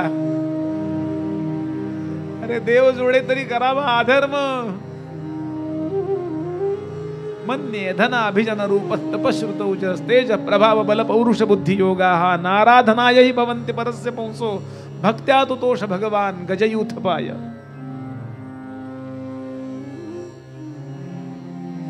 अत्यंत सुविद्य, व्यवसायामध्ये अत्यंत तरवेज असे हजारो लोक उभे होते. संध्याकाळ झाली तरी सुद्धा. परीक्षितीने प्रश्न विचारला, का बरं? याचं कारण, राजा आशा ही वेडी असते रे. प्रत्येकाला असं वाटतंय की एक वळण असं येईल की कन्हैया म्हणतील नाही यायचं मला, रथ परत वळवा, मी नाही येऊ, I can't leave Gokul. LEAVE LIVE नव्हे. मी सोडू शकत नाही गोकुळ, मी माझ्या लोकांना नाही सोडू शकत, मी परत येणार, परत वळवा रथ. असं प्रत्येकाला वाटतंय. प्रत्येकाला असा कॉन्फिडन्स आहे तो पर्सनली फक्त माझा एकट्याचा आहे, असं प्रत्येकाला वाटतंय. काय कृष्णाने प्रेम केलं असेल विचार करा. आले का? आलेले दिसले तर नाहीत राजा, पण आम्हा संतांच्या, आम्हा भक्तांच्या दृष्टीनं बालकृष्ण गोकुळातून कधी गेलेच नाहीत रे. आजही बालकृष्ण गोकुळातच आहे.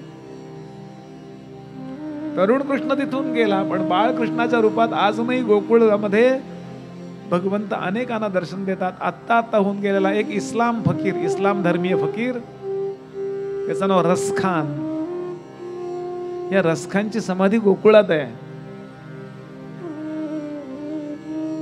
यानं कृष्णांची पदं लिहिली आहेत, इतकी अप्रतिम पदं लिहिली आहेत. हो, कृष्णाने दर्शन दिलंय त्याला.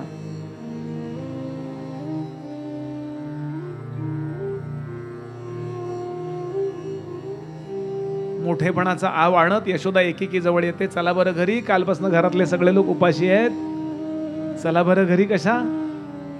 चला चला चला चला चला चला, सगळ्यांनी घरी चला. कुणी जागचं हल्लं नाही. एक गवळण म्हणली, यशोदे मोठेपणाचा आव अजिबात आणू नकोस, तू जाणार आहेस घरी, तुला जावंसं वाटतंय घरी. घरात पाऊल ठेवल्याबरोबर आठवेल या उखळाला त्याला बांधला होता. घर खायला उठेल तुला. जाशील स्वयंपाक घरात आणि एकदम आठवेल इथे भगवंत जेवायला बसत होता. तुला काय वाटतंय? तुला वाटेल असं, आम्हालाही तेच वाटणार आहे ना. यशोदे, आम्ही रोज स्वयंपाक करायचो, पण स्वयंपाक करताना रोज वाटायचं आज कान्ह्या येईल. पटकन यायचं एखाद दिवस महिन्याभरात आणि म्हणायचं अगं काही खायला आहे का, पटकन दे बरं, मला भूक लागली आहे, आणि थोडं नको देऊ, टोपलीत भरून दे, मला माझ्या मित्रांना पाहिजे.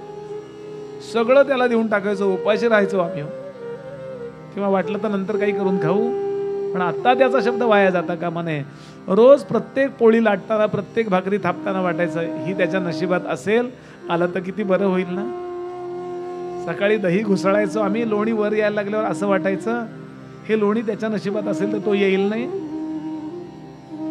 असं 12 महिने रोज प्रत्येक कर्मात, आंघोळ करताना, छान आंघोळ करायचो, छान साडी नेसायचो, कुंकू व्यवस्थित लावायचो, नाही तर विचारायचा कुठं गेलंय कुंकू, कुठं गेलंय ते, कुठं लावलंय, कसली साडी. स्वभाव भक्ती अलंकाराचं उदाहरण म्हणजे या गोपी आहेत. त्यांची प्रत्येक कृती कृष्णा करता होत. आम्ही नटायचो कृष्णा करता, आम्ही मुरडायचो कृष्णा करता, आम्ही स्नान करायचो कृष्णा करता, आम्ही स्वयंपाक करायचो कृष्णा करता. यशोदा ऐकत राहिली. तिला अंदाज होता, पण आज पहिल्यांदा गोपी तोंडानं बोलत होत्या. यशोदे, आम्ही नाही घरी जाऊ शकत, आमची घरं भंगली. यशोदा म्हणाली, इतकं प्रेम करता माझ्या कान्ह्यावर? खरं सांगू का यशोदे, प्रेम करायचा प्रयत्न आम्ही जरूर केला, पण आम्हाला प्रेम करायला जमलं नाही असं वाटतंय. कारण प्रेम जर असतं तर अजून आम्ही जिवंत कशा राहिलोय. दशरथ महाराजांचं प्रेम खरं, रामराय येत नाही एवढं कळलं, वाट पाहत राहिले तोपर्यंत. सुमंत्र येऊन सांगतात, शेवटी करिता नम्र प्रणाम बोलले, एकच मज श्रीराम. आणि त्या क्षणाला तो निरोप पूर्ण झाल्यावर त्या रात्री दशरथ महाराजांनी देह ठेवून दिला, प्राण गेले निघून. कृष्ण परत येत नाही तरी आम्ही जिवंत कशा, धिक्कार असो आमच्या जन्माला, या प्राणांना, या जीवनाला. असं म्हटल्यावर यशोदेनं असा तोंडावर हात ठेवला त्या गोपीच्या. असं बोलू नकोस. जर कन्हैयाला कळलं आपल्या विरहामध्ये एखादा मेला, एखादी गोपी मेली असं जर कुणाला कळलं, त्या कृष्णाला कळलं तर त्याला किती दुःख होईल. अगं खरंच की, हा विचार आम्ही नव्हता केला. आमच्या मरण्याने त्याला दुःख होणार असेल, आम्ही मरणार नाही, आम्ही जातो घरी, आम्ही स्वयंपाक करतो, जातो बरं. गोलवळल्या निघाल्या. म्हणून भक्तीच्या व्याख्या करताना नारदांनी सांगितलं, पूजेमध्ये प्रेम असणं याला भक्ती, असं वेदव्यासांचं म्हणणं आहे. पूजादिशु अनुरागाः इति पाराशर्यः. गर्ग म्हणाले नाही, कथा कीर्तनावर प्रेम असेल तर ती खरी भक्ती. कथादिशु इति गर्गः. शांडिल्य म्हणाले, माझं मत वेगळं आहे. आत्मरती अविरोधेन इति शांडिल्यः. नारद म्हणाले, तदार्पिता अखिलाचारिता तद्विस्मरणे परमव्याकुलता. आपलं सगळं आचरण भगवंताला अर्पण असतं आणि त्याच्या विरहामध्ये परम व्याकुळ होतो, ते खरं प्रेम आहे. तदार्पिता अखिलाचारिता. आपलं सगळं कर्म भगवंता करता. अहो, गोपींचं रुष्ण सुद्धा भगवंता करताय हो. भगवंत रडणं कृष्णा, भगवंता करता रडतात गोपी. हसणं गोपींचं कृष्णा करता, गोपींचं नटणं कृष्णा करता, गोपींचं मुरडणं कृष्णा करता, गोपींचं तयार होणं कृष्णा करता, गोपींचं मरणं कृष्णा करता, आणि गोपींचं मरणापासून परावृत्त होणं सुद्धा कृष्णा करता. कृष्ण कृष्ण कृष्ण कृष्ण कृष्ण कृष्ण. नान्यं जाने नैव जाने न जाने. परीक्षिती कथा ऐकताना ढसढसा रडतोय. शुकदेव सांगताना तो प्रसंग पाहतायत हो. शुकदेव म्हणाले, मी हा प्रसंग सांगत नाही, तो मला दिसतोय रे. परीक्षितीने प्रश्न विचारला थरथरत, मग हे गोकुळवासीय जगले कसे कृष्णांच्या विरहात? शुकदेव सांगतात, असाच आहे भगवंत. वेड लावतो आणि निघून जातो, असाच आहे तो.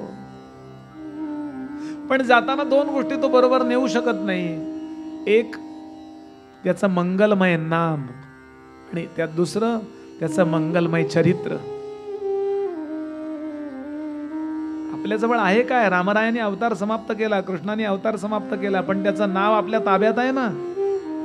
समर्थांचा अभंग आहे, देवा पळशी तरी पळशी परी नाम कोठे नेशी, आम्ही अहर्निशी तेची गाऊ. म्हणून आपल्या ताब्यात भगवंताचं स्वरूप जर कुठलं असेल तर त्याचं चरित्र आणि त्याचं नाम. हे गोप गोपी सतत त्याच विचारात आहेत. नवरा बायको तोच विचार करतात, मुलं बाळ तोच आठवण करतात. कसा यायचा ना दिवसभर तेच, आणि असं आयुष्यभर. त्यांना कधी सप्रेशन, कंडिशनिंग, मोनोटोनस असले भिकार रोग झाले नाहीत. म्हणून गुलाबराव महाराज सांगायचे, सगळ्या बाबतीत अति सर्वत्र वर्ज्य आहेत, भक्ती सोडून भक्तीत अतिच पाहिजे. वेडच झालं पाहिजे त्याच्याकरता. भगवंत सुद्धा असा आहे, वेड्यांकरता तो वेडा होतो आणि शहाण्यांकरता तो अतिशहाणा होतो. वेडा झालो भक्तासाठी वेडा झालो, अभंग आहे.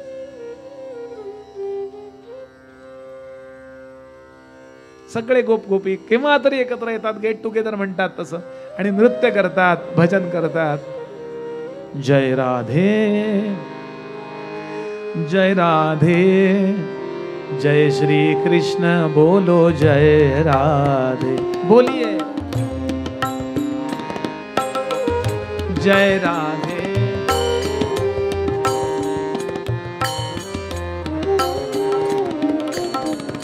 जय राधे जय राधे, जय श्री कृष्ण बोलो जय राधे.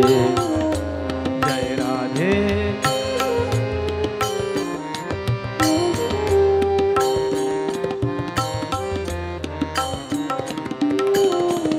जय श्री कृष्ण बोलो जय राधे. जय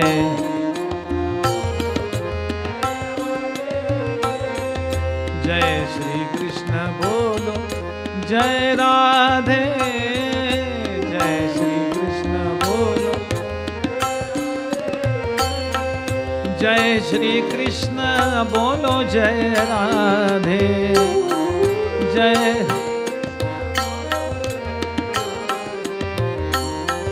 जय श्री कृष्ण बोलो जय राधे. जय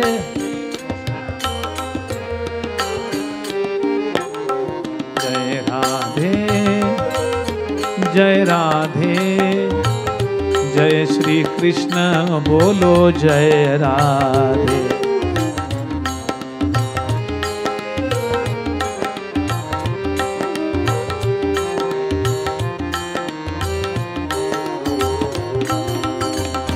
जय राधे जय राधे, जय श्री कृष्ण बोलो जय राधे. जय राधे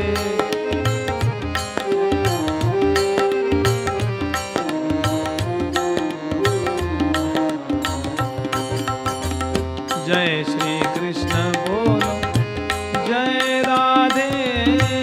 जय श्री कृष्ण बोलो जय श्री कृष्ण बोलो जय राधे. जय श्री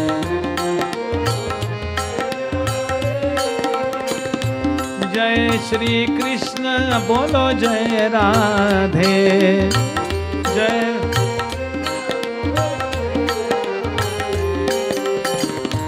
जय श्री कृष्ण बोलो जय राधे.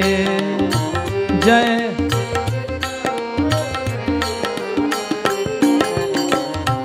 जय राधे जय राधे, जय श्री कृष्ण बोलो जय राधे. जय राधे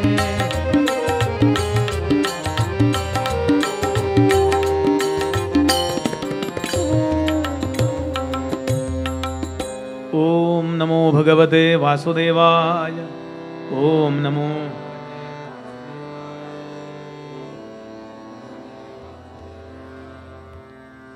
राजन. अशा प्रकारे गोकुळातले लोक नामानी, भगवंताच्या स्मरणानी, भगवंताच्या कथांच्या आठवणींनी स्वतःला रमवतात. इकडे एक गोष्ट अशी घडली की या सगळ्या प्रकरणामध्ये यमुनेपर्यंतच यायला 11 वाजले. हो, सकाळचे 11 वाजले. काय होतं, त्या अक्रूराचा नियम असा होता की तो 3 वेळेला, सगळेच जण पूर्वी 3दा आंघोळ करायचे. मी नेहमीच हे बोलतो, आपण अनेकदा ऐकलं असेल, युट्यूबवरही ऐकलं असेल, आताही बोलतो की पूर्वी माणसं 3दा आंघोळ करायची आणि एकदा जेवायची. फक्त बदललंय, बाकी 3 हा आकडा आहेच आहे, फक्त इकडं शिफ्ट झाला एवढंच. बरं, आंघोळ झाली की तुम्ही काहीतरी विश्वनिर्मात्याचं स्मरण केलं पाहिजे. आंघोळ झाल्यावर आपण फ्रेश असतो ना, आपण आपलं मन जे आहे ते देहाला आतनं चिकटलेलं आहे, त्यामुळं देहाला धुतलं की आपल्याला फ्रेश वाटतं. वास्तविक देहाच्या फ्रेशनेसचा ना आपला संबंध नाही आहे सिद्धांतानी. साधू संत आंघोळ न करताही फ्रेश आहेत, हे जरा समजून घ्यायला सुद्धा अवघड आहे. पण असू देत, आंघोळ घातली देहाला की आपल्याला आपली आंघोळ झाली असं वाटतं की नाही. म्हणजे काय बुवा, जाऊ देत, सोडून द्या.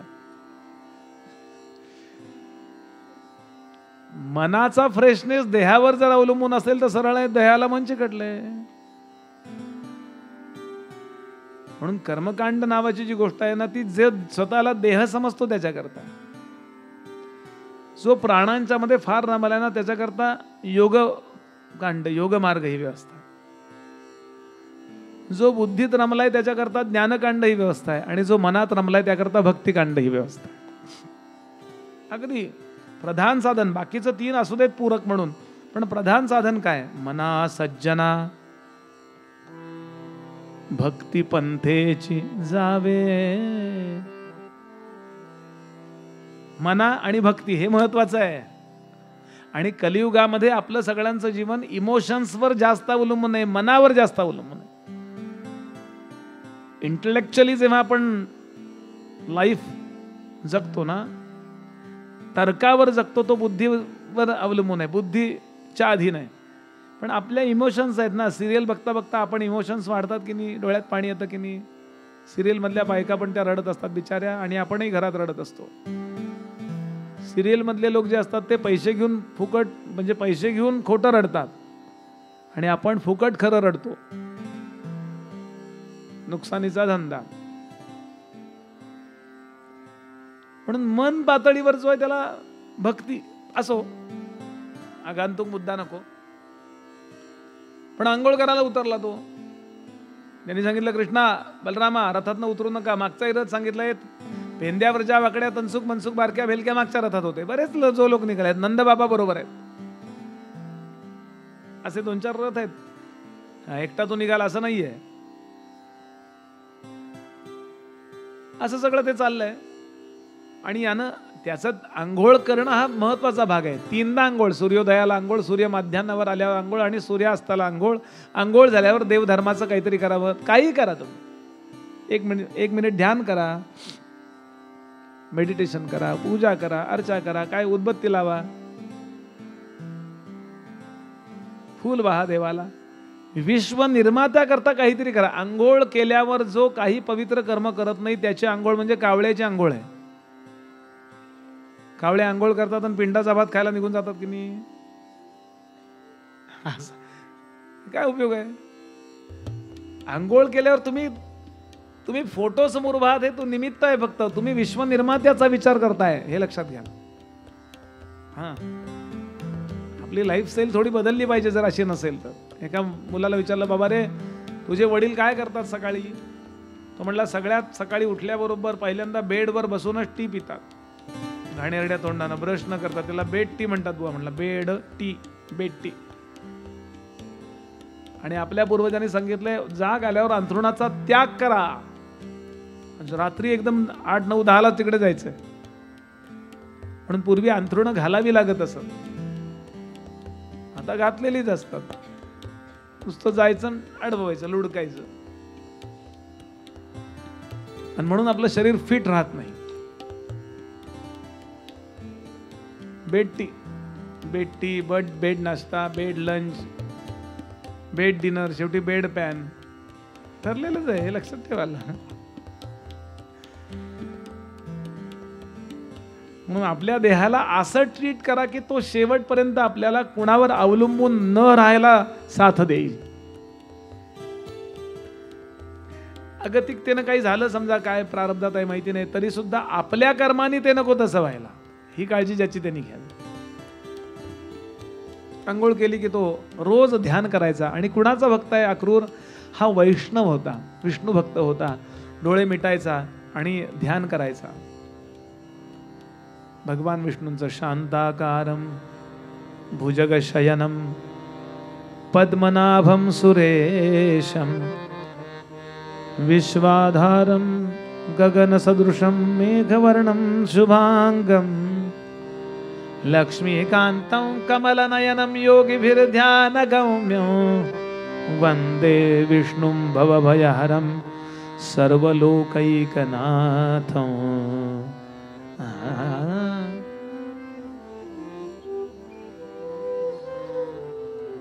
आणि असं ध्यान करायचं. ध्यान केल्यावर विष्णू समोर यायचे, त्याच्या मनातल्या मनात, अंतःपटला समोर. डोळे मिटल्यावर सो आपल्याला दिसतं बघा काहीतरी, असं काहीतरी विचित्रच दिसतं. निश्चित काही त्याला डायग्राम येत नाही. ती डायग्राम आपल्या कंट्रोलमध्ये आली की आपलं ध्यान सिद्ध झालं. आपण ठरवावं डोळे मिटून. मला आता गोंदवलेकर महाराज दिसत आहेत, चपाला बसलेली ती टोपी, शेजारी ते ब्रह्मानंद महाराज उभे ती सकलतीची टोपी घालून, किंवा स्वामी समर्थ असं उजवं पाऊल इकडे ठेवून बसले, हातामध्ये ती गोटी म्हणजे ब्रह्मांड मी हातात धरलंय, किंवा श्री गजानन महाराज हातामध्ये ती चिलीम, डोळ्यासमोर असे छान अंगावर शाल घेतली अशी पायावर, असं फिक्स काय रामराय ध्याये राजा अनुबाहुम धृतशरधनुषम, बरोबर 3 जण उभे आहेत समोर, हनुमंत हात जोडून. असे ते डायग्राम डोळ्यासमोर हक्काने आणता आली पाहिजे. ते सिद्ध झालं ध्यान. आणि त्यात पुन्हा चैतन्य टाकायचे. ते नुसते मूर्ती नाही, ते असे हालतात, डोळे असे असे होत आहे. AI केलेली ती प्रतिमा नको. लाईव्ह आपण जसे आहोत ना, आता हे राजा बसलाय, सुशील हे सगळे बसले, असे रामराय समोर, असे स्वामी समर्थ, आणि मग त्यांची पूजा करायची. ह्याला मानस पूजा म्हणतात. हे सगळं एका दिवसात होत नाही. मी सांगून पटपट पटपट जातोय हे एवढ्या करता की काय असतं हे माहिती नसेल त्याला माहिती व्हावं. काही लोकांना माहिती असेल, हे काही नवीन नाहीच आहे. फक्त आपण यापासून दूर गेलो म्हणून आपल्याला हे फॉरेनर वाटतं सगळं. आणि असं विष्णूंचं ध्यान केल्यावर विष्णू प्रगट झाले. त्याला विष्णूला आंघोळ घातली, आणि आंघोळ घालून छान माऊ पंचानी अंग पुसून घेतलं, अत्तर लावलं, सगळ्या अंगाला मॉलिश केलं, नवीन वस्त्र नेसवली. प्रत्येक वेळेला पितांबर कशाला पाहिजे? पीत म्हणजे पिवळा, रेड, रक्त, रक्ताच्या रंगाचं रक्तांबर, रक्त म्हणजे लाल, लाल रंगाचं अंबर, अंबर म्हणजे वस्त्र नेसवलं. अंगावर तशाच प्रकारचा शेला घातला. डोक्यावरची जो मुकुट ठेवला त्याच्यावर माणकाचे सगळी रत्न. मानस पूजत करतोय, कारण वस्त्राला मॅचिंग पाहिजे ना, रत्न नाही का. हल्ली सँडल बिंडल सगळं मॅचिंग असतं. एका गावाला ती मुलगी भिजत चालली होती हो, छत्री हातात होती तिच्या, पण भिजत चालली होती. मी हाक मारली, म्हटलं ताई ओळख, म्हणजे बहुतेक प्रवचनातली स्वतः, म्हटलं ताई मी ती छत्री बिघडली का, दुरुस्त करून देऊ का, मला येतं. नाही छत्री उत्तम आहे म्हणली. मी भिजतच जाणार, कारण ती माझ्या अंगावरच्या कपड्याच्या मॅचिंगची नाही म्हणून उघडत नाही म्हणली. मी होता अतिशयोक्ती अलंकार आहे विनोद म्हणून.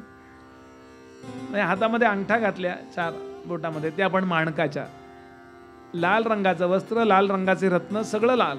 आणि आता धूपमाघ्रापयामी दीपं दर्शयामी नैवेद्यार्थे महानैवेद्यम समर्पयामी, भगवंताला भरवलं आणि झालं व्यवस्थित. पूजा झाली, आंघोळ झाली, पूजा झाली, मानस पूजा झाली, आणि येऊन बसला. आणि त्यांनी पाहिलं जे विष्णूंना अंगावरती परिधान करायला दिलं होतं मानस पूजेत, ते सगळं कृष्णाच्या अंगावर. हो, संशय धुणावला. मी समजतोय हा विष्णूचा अवतार आहे, नेमकं विष्णूला अर्पण केलेलं याच्या अंगावर, याचा अर्थ काय? पण त्यांनी आजूबाजूला पाहिलं, एक बॅग दिसली. कदाचित त्यांना आणला असेल बॅगेतनं, इथे चेंज केला असेल. श्रद्धा ठेवण्यापूर्वी विचार केला पाहिजे. हो, माणसं असे भावनेच्या भरात श्रद्धा ठेवतात, नंतर कटकट होते. त्यांची टीव्हीवर फार प्रवचन म्हणून म्हटलं अनुग्रह घेता. आता जेलमध्ये गुरुपौर्णिमा, असं नको ना, म्हणून पुन्हा गेला, पुन्हा आंघोळ केली, पुन्हा मानस पूजा केली. आता हरितांबर, त्यावेळेला हिरव्या रंगावर कोणी क्लेम केलेला नव्हता, सगळ्यांचा होता हिरवा रंग.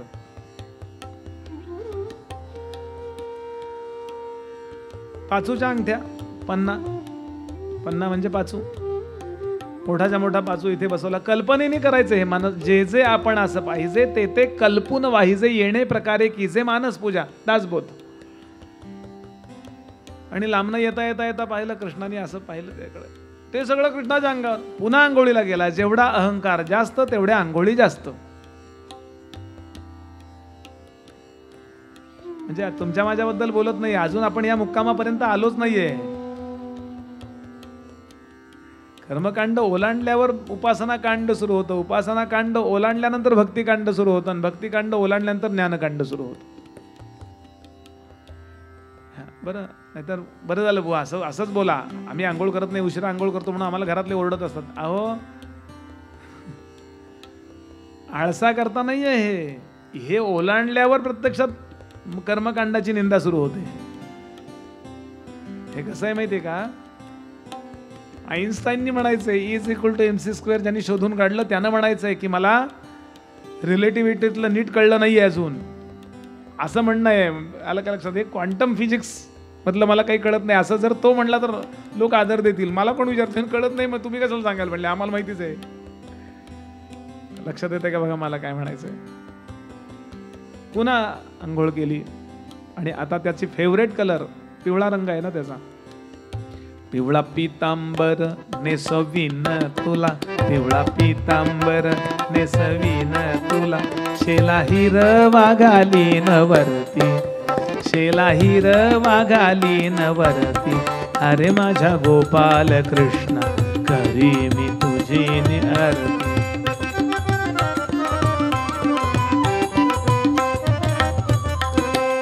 सुवर्णाच्या ताटी पक्वान्नाची दाटी, सुवर्णाच्या ताटी पक्वान्नाची दाटी, दह्या दुधानी भरीन वाटी, दह्या दुधानी भरीन वाटी, अरे माझा गोपाल कृष्णा करीन तुझी मी आरती.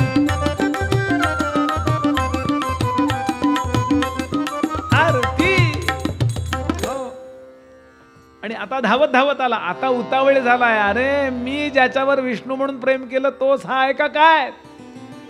आणि भगवान आता त्याच्या फेवरेट पोझिशन मध्ये उभे होते.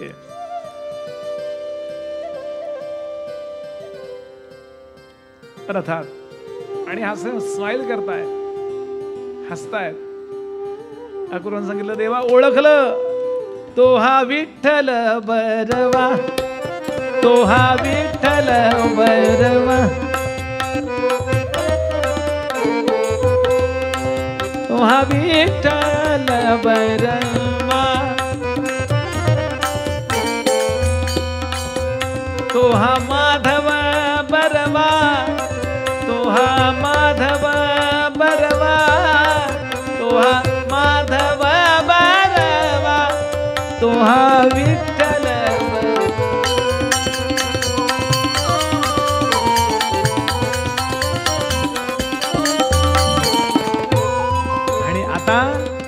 साष्टांग त्या रथा सकट भगवंताला त्या जमिनीवर मस्तपैकी असा छान नमस्कार, म्हणजे लोटांगण म्हणजे असा गडाबडा लोळला. देवा मी पूर्ण शरण आहे तुम्हाला. पोझिशन लक्षात ठेवून नाही नमस्कार, कुठे काही घाण नाही ना. दंडवत असा जर मोठी काठी सोडली अशी तर कशी पडेल, असा जमिनीवर. देवा ओळखलं, एकदाच नमस्कार केला आणि आत्मनिवेदन झालं. भगवंतांना रथातनं उडी मारली, गाढ आलिंगन दिलं, डोळ्यात पाहिलं, ओळखलं ना, ये हृदयीचे ते हृदयी घातले, मज केले आपण आहेस. फक्त म्हणून नमस्कार कराल ना तेव्हा अक्रूराचं स्मरण करत चला. श्रवणाला बसाल तेव्हा परीक्षितचं श्रवण करत चला. प्रवचन कीर्तन कराल त्यावेळेला शुकदेवांचं स्मरण करत चला. नामस्मरणाला बसाल तेव्हा प्रल्हादाचं स्मरण करत चला. चरण सेवा कराल, पूजा कराल त्यावेळेला पृथूचं स्मरण करत चला. पाय कोणाचे चेपाल त्यावेळेला लक्ष्मीचं स्मरण करत चला. बरं, नमस्कार कराल ज्या वेळेला त्यावेळेला अक्रूराचं स्मरण करत चला. सख्य कराल ना, दास्य कराल त्यावेळेला भगवान हनुमंताचं स्मरण करत चला. सख्य कराल त्यावेळेला आपण अर्जुनाचं स्मरण करत चला. आणि आत्मनिवेदन कराल त्यावेळेला बलीचं स्मरण करत चला. हे 9विधा भक्तीनं 9 जण उद्धरलेत. श्रीकृष्ण श्रवणे परीक्षितिर्भूत वैयासकी कीर्तने, प्रल्हाद स्मरणे तदंग्री भजने, लक्ष्मी पृथु पूजने. अक्रूरस्त्वभिवंदने कपिपती दास्येच सख्येर्जुने सर्वस्वात्मनिवेदने बलिरद्भूत देवस्य संपूजने. एरवी श्लोक म्हणला नसता, बुवा आहेत म्हणून मी सेवा म्हणून म्हटलं.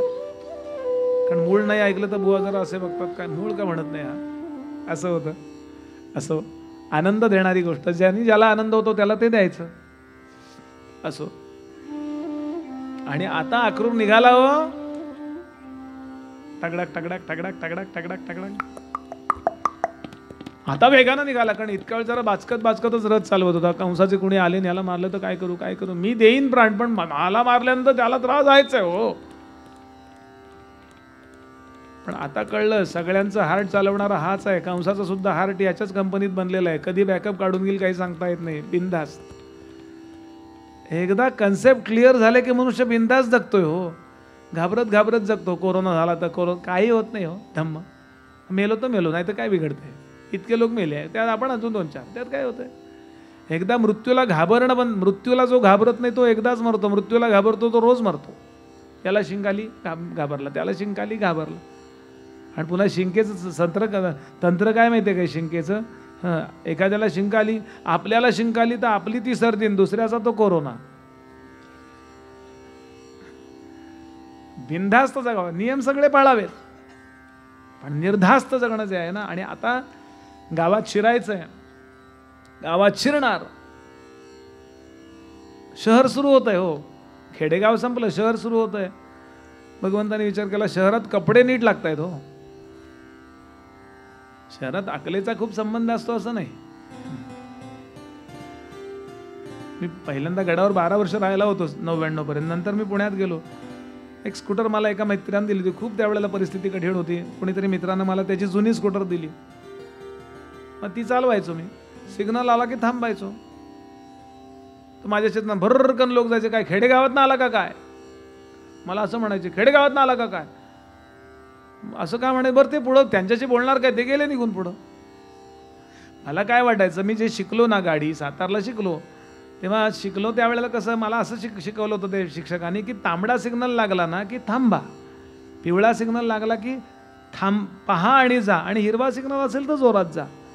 नंतर मला शहरातल्या लोकांनी शिकवला असा अर्थ नसतो तो. तिथं फक्त शिकायचा आणि परीक्षेपुरता हो म्हणायचं असतं. नंतर रस्त्यावर उतरल्यावर त्याचा अर्थ वेगळा. हिरवा सिग्नल म्हणजे जोरात जा, पिवळा सिग्नल म्हणजे अत्यंत जोरात जा. कधी आता होणार नाहीये हिरवा सिग्नल, इतकं जोरात जा. आणि तांबडा सिग्नल म्हणजे पोलीस नसेल तर जोरात जा. जय जय. गंमत जरा. शहरात कपडा चांगला पाहिजे. भगवंताने विचार केला आपल्या अंगावर जे कपडे त्या आता ह्याच्याकरता चमत्कार दाखवायचा तेवढ्या वेळापुरता ती सिद्धी वापरली भगवंतानी, याची श्रद्धा पक्की व्हावी म्हणून. पण आता यशोदेनं नेसवलेलंच पितांबर अंगावर होतं. आता नीट व्यवस्थित पाहिजे ना. म्हणून पाहिलं इकडे तिकडे कपड्याचं दुकान आहे का, इतक्यात नवीन कपडे धुवून इस्त्री करून आपल्या मोठ्या गाड्यामध्ये भरून एक परीट चालला होता कंसाकडे. अक्रूर काका जरा रथ थांबवा. खाली उतरला आणि त्यानं हात जोडून सांगितलं, परीट दादा, मला आणि माझ्या मित्रांना एक 2-4 कपडे देतात, त्याचे काय पैसे असतील ते देतो मी. माझे बाबा पाठीमागच्या रथात आहेत, ते पैसे देतो मी. तो नेमका कंसाचा होता परीट. असं आहे, मालकाची गुण त्या ह्याच्यात येतातच. ते आपले आदरणीय नितीनजी गडकरी परवा बोलता म्हणाले, म्हणले मंत्र्यांचे पीए म्हणजे कशा असतात सांगू का? कदाचित मंत्री चांगला असतो म्हणले, पण पीए चहापेक्षा किटली गरम म्हणाले. असं वाक्य वापरलं तिने. किटलीच गरम, चहा गार जातला ढम्म. तो वाटेल तसा बोलायला लागला, काय रे गवळ्याच्या पोरा, लोकांच्या अंगावर तरी असे कपडे बघायची सवय आहे का तुला? तुझी लायकी काय? माझे कपडे मागतोस काय? तू नाही म्हण ना. हे पुढचं अँकरिंग कशाला करतोस अमक्या चॅनेल सारखं? बरेचसे चॅनेलवाले नाही का, ते स्वतःला म्हणजे न्यायाधीशच समजतात. सुप्रीम कोर्टाच्या न्यायाधीशापेक्षा जास्त बोलतात. असं होतं काही. सगळे तसे आहेत असं मला म्हणायचं नाहीये. भगवंतांनी विचार केला याच्याशी बौद्धिक करून घेण्यात काही अर्थ नाहीये. बौद्धिक विचार करण्यात अर्थ नाही. म्हणून भगवंतांनी जी त्याला भडकावली, फाडकन एक कानफडात दिली. नाही पण आम्हाला पाहिजेत. हे एक लक्षात ठेवाल, जगामध्ये एका सर्टन लेवलपर्यंत तुमचं इंटरप्रिटेशन लोकांना ऐकून घेतात, नंतर एकच दणका, या गालात मारल्यानंतर हा गाल पुढे करा. असलं तत्वज्ञान नाही आहे आपल्याकडे. या गालात त्यांनी मारण्याच्या आधी हा गाल त्याचा फोडा. तुलसीदास म्हणाले, भयविन होत नाही प्रीती. तुम्हाला घाबरला पाहिजे शत्रू. सज्जनतेच्या नावाखाली लोक दुर्बलतेचं जेव्हा समर्थन करतात ना, तेव्हा घोटाळा निर्माण होतो. म्हणून प्रभूंनी जी त्याला कानफाटात एकच वाजवली, फार ते मारामारी करत बसत नाहीत. ते रजनीकांतचे पिक्चर वगैरे ह्याच्यावरूनच घेतलेले आहेत त्यांनी. तो टप्पे, चेंडू सारखे 2 टप्पे घेऊन पडला आणि मेला म्हणे. हेच दाखवतात की नाही. मेला, रक्त ओकत मेला. आता सगळेच कपडे यांचे झाले ना. 2-4 कपड्यात भागला असता, आता सगळे त्यांचे. आता पेंद्या प्रजा वाकड्या घ्या रे घ्या, चला चेंज करा, कपडा चांगला पाहिजे शहरात, चला चला चला चला. आणि साधारण आपल्याकरता वेगळ्या मस्तपैकी झळझळीत असं रेशमी वस्त्र पिवळ्या रंगाचं भगवंतानी घेतलं. आणि आपल्या दादा करता असं जांभळं निळं धूपछाव असं वस्त्र घेतलं, कारण गोरा गोरा आहे ना तो. बलराम दादा गोरे आहेत. गोऱ्या माणसाला डार्क रंग सूट करतो. आणि साधारण काळसर जो आहे ना, गव्हाळ काळसर, त्याला व्हाईटिश रंग जो आहे ना तो सूट करतो. भगवान मॅचिंग मास्टर आहेत. पण असं रेडीमेड कपडा कधीही मापात नसतो. माणसं रेडीमेड शर्ट आणतात, रेडीमेड गाऊन आणतात. म्हणजे परवा माझ्या एका मित्रानं रेडीमेड तो बंडी आणली. बंडी एकदा घातली ना, असं केलं ट्र, म्हणून त्याला एक टीप मारून घ्यावी लागते. त्यातले कोण असतील त्यांना कळेल. म्हणून त्यांनी पाहिलं, समोर शिंप्याचं दुकान दिसतच आहे. हाक मारली, शिंपी दादा, शिंपी दादा, याला एक टीप मारून देतो, मारू नको. समाज शेवटी यालाच घाबरतोय, लक्षात ठेवा. कृष्णांची पर्सनॅलिटी पक्की करून टाका आपल्या डोक्यामध्ये. नुसते मुळू ते रडत नाही. जेवढे ते भावनिक आहेत तेवढेच ते स्ट्रॉंग पण आहेत.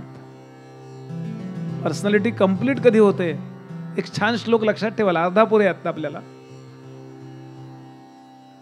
वज्रादपि कठोराणी, वज्रापेक्षा कठोर, मृदू नि कुसुमात अपि, फुलापेक्षा कोमल हृदय असावं आपल्या लोकांकरता, आणि वज्रापेक्षा कठोर हृदय असावं शत्रू करता.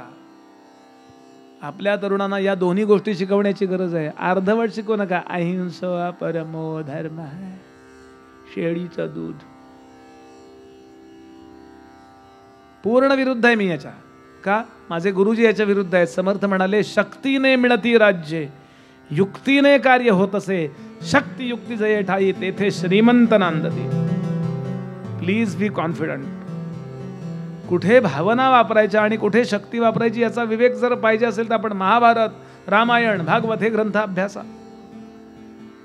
भारताने या आपल्या स्वतःच्या मूलभूत तत्वज्ञानाची केलेली उपेक्षा, आणि म्हणून आपण लांब फेकले गेलो. लक्षात घ्याल स्वराज्यापासून. आत्ता जे चाललंय ना, भारताचा GDP पहिल्या 4-5 मध्ये आलाय, हा पूर्वीच असता, पूर्वी होता.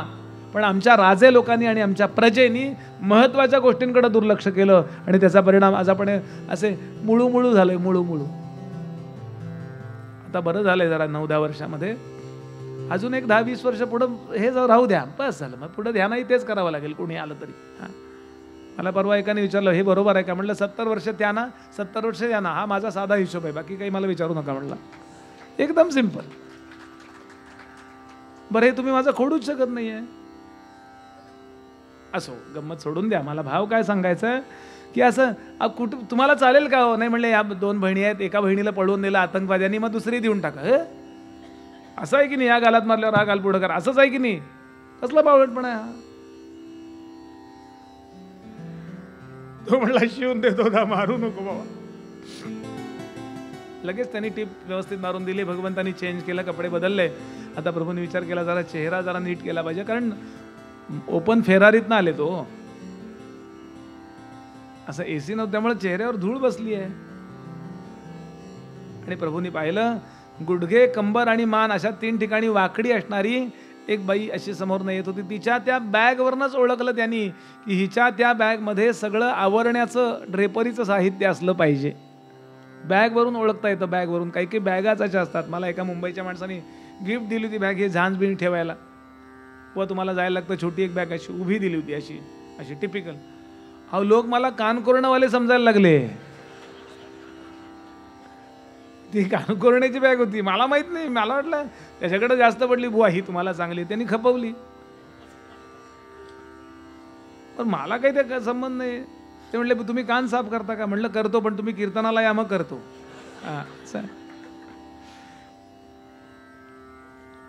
गंमत सोडून द्या. भगवंतानी तिला विचारलं, कात्वम कासित्वम, तू कोण आहेस? त्रिवक्रा ती सांगते, सैरंध्री उवाच दास्यस्म्यहं सुंदर कंस सम्मताम त्रिवक्र नामना ह्यनुलेप कर्मणी. ह्यनुलेप कर्मणी म्हणजे ब्युटिशियन. मला आणि दादाला स्वच्छ करून देतेस, चेहरा आमचा चांगला करतेस. तिनं पाहिलं, अहो त्यांच्याकडे प्रोफेशनल व्ह्यू असतो, एक दृष्टिकोन असतो असा व्यावसायिक. अरे कुणाला कुठला कपडा चांगला दिसेल, कुणाला कुठला काय छान दिसेल, हे त्यांना बरोबर कसले तरी थोबाडात रंगवावे लागतात त्यांना, पण त्यांना चांगले प्रकारचे लेख मिळाले ना तर त्यांनाही आनंद वाटतो. म्हटलं इट्स माय प्लेजर, माझं भाग्य आहे की तुमचे इतके चांगले चेहरे मला अजून चांगले करायला मिळतात. दोघांना बसवलं कट्ट्यावर आणि छान क्लीन केलं, छानपैकी अंगराग लावलं, नाही का ते असं करून काढतात, डोळ्यावर काकडीच्या फोडीबिडी ठेवतात, काय काय असतं बा, ते जाहिरात पाहिली मी. आणि भगवंताला काय लावलं तिने तर कस्तुरी तिलकम. भगवंताचा एकही दिवस तिलकाशिवाय गेलेला नाहीये. बरं सगळ्यांनी लक्षात ठेवा, आपण ज्या रामाना मानतो, आपण ज्या कृष्णाना मानतो, आपण ज्या दत्तप्रभूंना मानतो, ते जर नाम लावत असतील तर त्याच्या भक्तांनी नाम लावला पाहिजे की नाही? त्यांना जे सूट करतं त्या रूपात आपण त्यांच्या समोर उभे राहा, म्हणजे त्यांना आपण आपले वाटू ना. नाही तर आपल्याला फॉरेनर केस मोकळे सोडून उभे, आपले भयंकर असं फाटलेल्या पॅन्टा घालून उभे, फाटलेली पॅन्ट. आमच्या गावात परवा मी जिथं उतरलो होतो ज्या ठिकाणी, ते अशी परदेशात आली होती ती मुलगी, फाटलेली पॅन्ट. तिथं भिकारी होता, तो म्हणला हे माझी टेरिटरी आहे, इथं भीक नाही मागायची. इतकी रागवली होती. मी का सांगतोय लक्षात घ्याल की आपण नुसतं हिंदू धर्म म्हणतो, हिंदू धर्म सांभाळा, नाम लावत चला. एकही दिवस असा जाता कामा नये ज्या वेळेला सोयर किंवा सूतक आहे त्या दिवशी फक्त नाम नाही लावायचा. बाहेर बरे भलं पडताना तुम्ही पुसून टाका, काय जे असेल ते बघा, खरं तर नकाच पुसू. पण कपाळाला रोज आपण कुंकू म्हणा, चंदन म्हणा, देवाच्या प्रसादाचं भस्म म्हणा, रोज लावत चला. प्रारब्ध बदलतं, प्रारब्ध तेवढ्याने. काही वाईट होणार असेल तर चांगलं होतं. भगवंताला छान तयार केलं आणि भगवान आता निघाले. आता भगवान पुढे पुढे कुठे कुठे कुठे गेलेत. वाटेत चहा पाणी करत असतील ना कोणीतरी त्यांचं, मग आपणही चहा पाणी करून येऊया आणि मग परत आल्यावर कंसाला मारूया. गोपाल कृष्ण भगवान. इतका वेळ बसलात तसे अजून अर्धा मिनिट बसा अशी विनंती. गोपाल कृष्ण भगवान की जय.